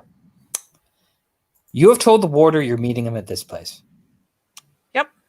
If you get their help to bring him there, that means they and the warder could clash because he could be waiting there for you. Now, wouldn't it be smarter to let them cover their tracks and leave and call the warder in? Potentially a lot more dangerous for the warder, but better than them inevitably clashing. What?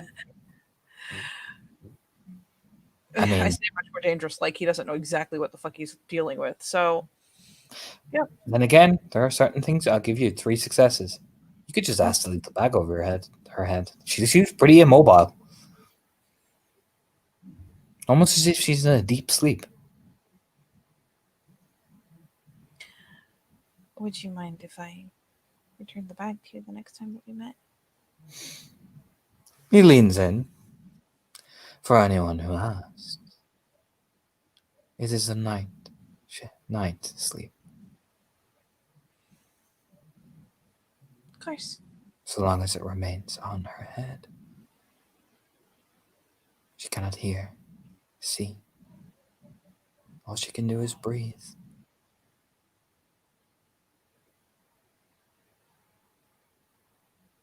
Now you could rip it off, but gestures down. Silver. Shackles. Oh, She shifts once. Like the way they're positioned, she shifts, the claws go right through her throat.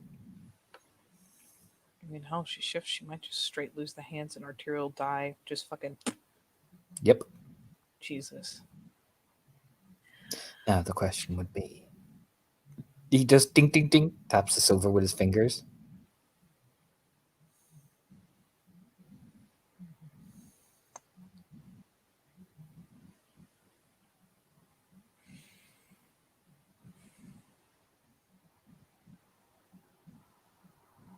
You know what? I wouldn't put it past the warder at all to be freaky deaky to have something similar of his own, and this gives them the assurance that. I mean, that's something Maeve can't readily make an excuse for having. Exactly. But it's something the warder can totally bring in substitute. She actually like makes a little, go ahead and take it kind of, little gesture. Just nods. Now, to assist with this, this ragabash walks over and breaks both her wrists. You can hear the yell.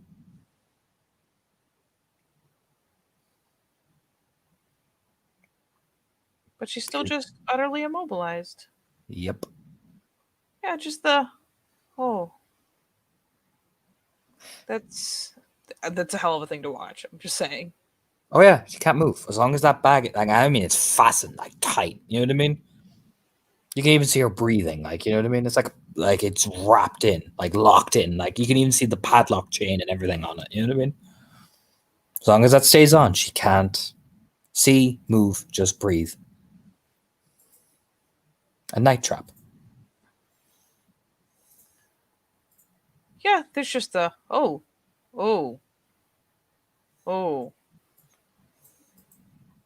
I thought that the wrist breaking was going to be horrifying, but no, the revelation was actually way worse. Oh. Well, thank you for your service, Lady Macfion. We will look forward to seeing you again. Thank you kindly for treating with me. I look forward to it. They both nod, and they just don't. They're gone. Like pulls in the breath, glances over. Okay, she's not reacting. Just they're intense.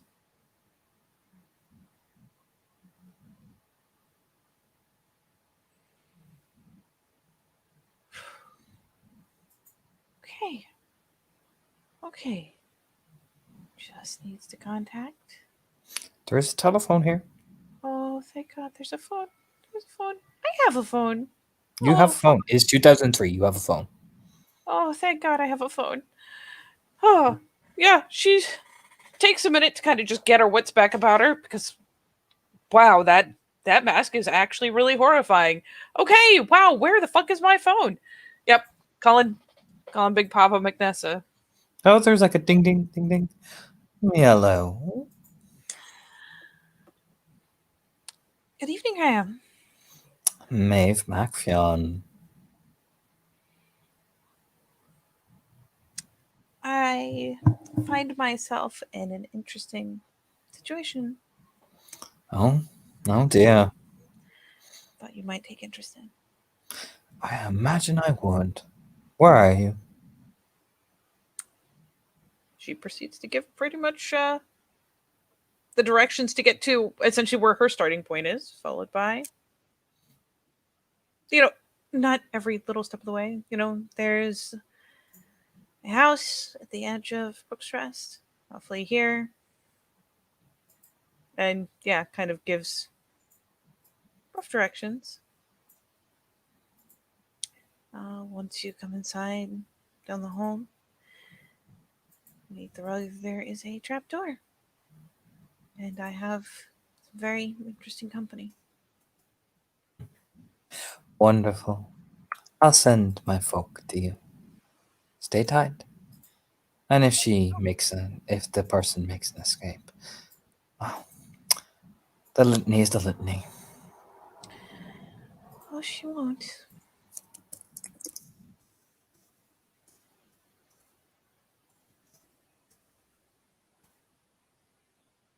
Sure. Give me one moment, sir. Because I have a way.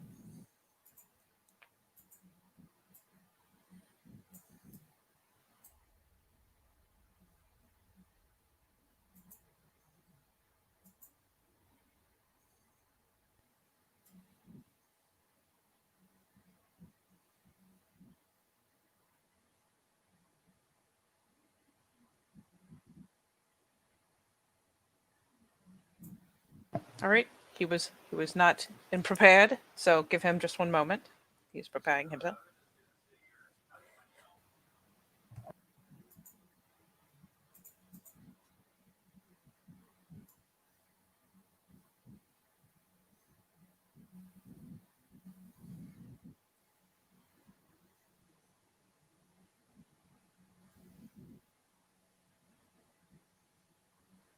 Evicted. Your Honor is not expecting anything. He got his first savage beating from Tarv. Oh yeah, it was brutal. Took it with a stiff upper lip, as stiff as an upper lip can be with a broken jaw. It was And- quite the violent affair. Oh yeah, he's the kind of guy too who would like realize he's fighting a Foster and try to tank it, keep his edge. That was a mistake. But at the moment, he's just enjoying the lovely outdoor weather and is reading his little fun book of German poetry. You know, he probably found one. He's probably in the library. If I had to think about it, I haven't been able to like get the editing access to my blue booking, but I'd say around now today, he's in the McTighe Library. They have a wonderful poetry section. I forgot to give you editing access. That's okay. But he will say, you will find this man, Hugh Kinsler. Well, you just find him. He just eases up and kind of just gives you a very light tap on the shoulder. Immediately looks up. Hello, young man. Good afternoon. How may I help you? Well, you can help me a great deal. Yeah, I believe you are the young arrival from Copper Door, yes? Yes. Tristan Magnus has given you the call for work. If you'd follow me. I see. And he like has this book he hasn't properly returned, but I imagine there's a book return thing you can just slide it in. So on his way out, he's not that guy. So he'll just slide it in on his way out.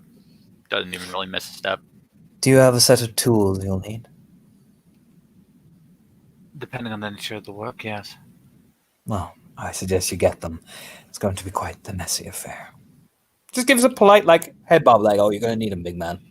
Ah, yes, the briefcase. I'll be right back. Just nods, like, oh, yeah, I'll wait. You know, kind of gives the hand wave, like, if you could, please.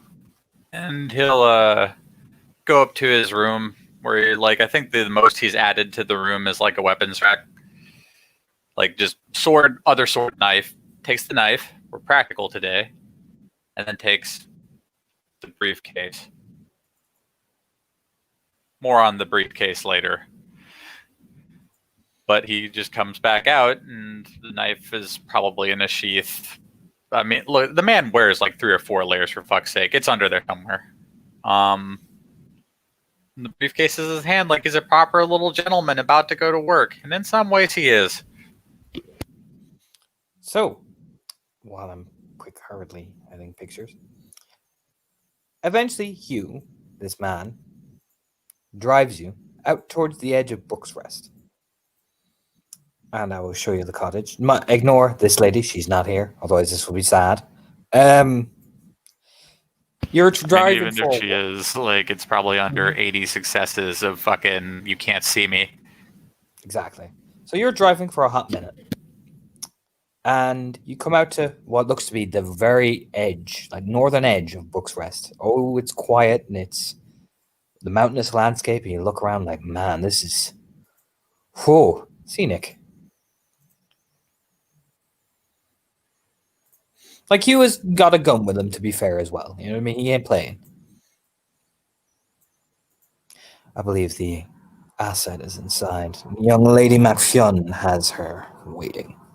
The warder is wanting us to collect. You know, this would have occurred when you're driving. And bring her in for questioning.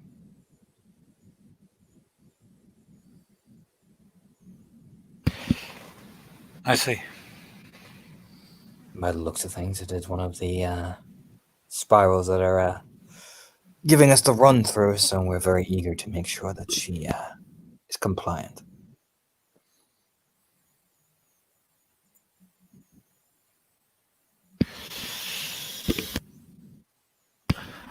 I can definitely arrange for that. Just gives a nod, like good. Should she in any way try to escape an attempt, it's better to put her down than try and salvage. These filth, better to take any chances. Well, when it comes to transportation, I have some countermeasures. Just gives a nod.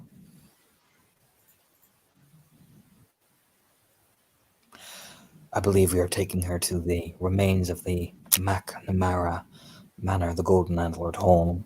I think the warder had a suitable poetic justice to it, I imagine.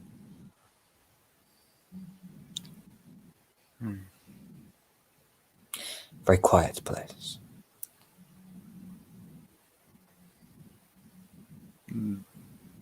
Connors looks mildly distracted for just a little bitty bit before his head gets back in the game. Yes, indeed. Well, kind of gestures, and he just eases out the gun out of his little side holster in his jacket. Let's go in and see what Lady MacFionn has presented us.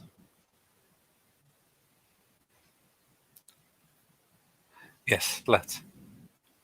And yeah, come in, go down the steps. You can see there's a trap door open. A couple of steps. Nice little average cottage.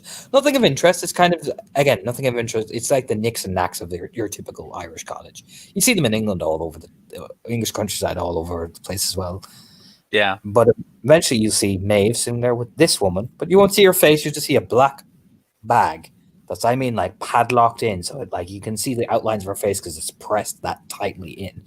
Her wrists are, I mean, you know they're broken because the bone is even starting to pop out in one of them. Like they are bent.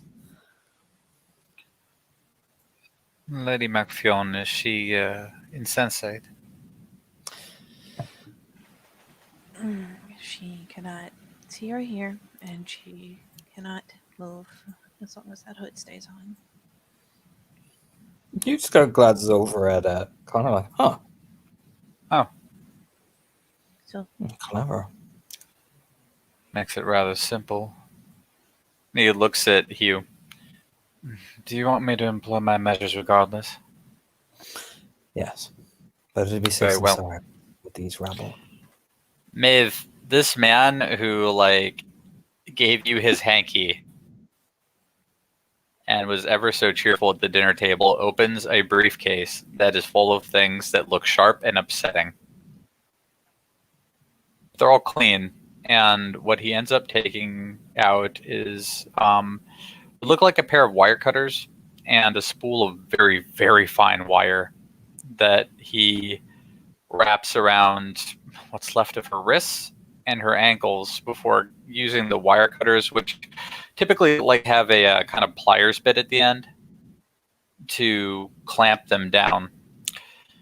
It's not silver, but if she shifts for some ungodly reason, she will have a very hard time fighting us without hands or feet.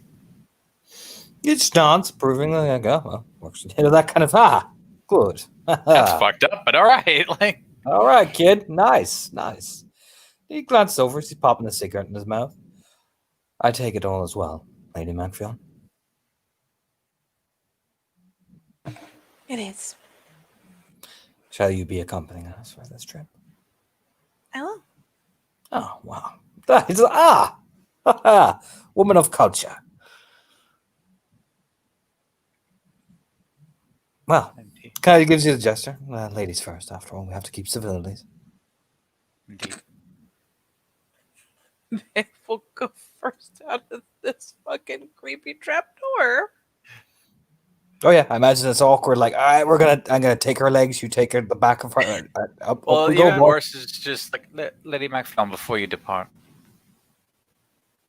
I'd be ever so grateful if you carried this up with you, as he prefers the briefcase of terror.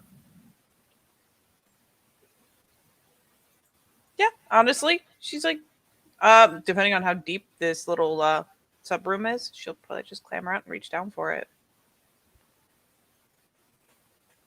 Yeah, and he hands it up. Thank you. Nice. And goes to help you. Yeah, I can feel the black Labrador in my soul. And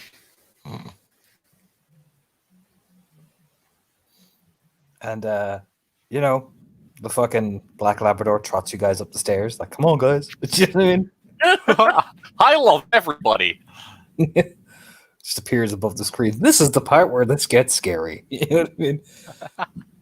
But no, we will. In fact, you know what? To make this easier on my brain and my conscience, we will end it there, and we'll start a new scene to make sure that is all legit and shit.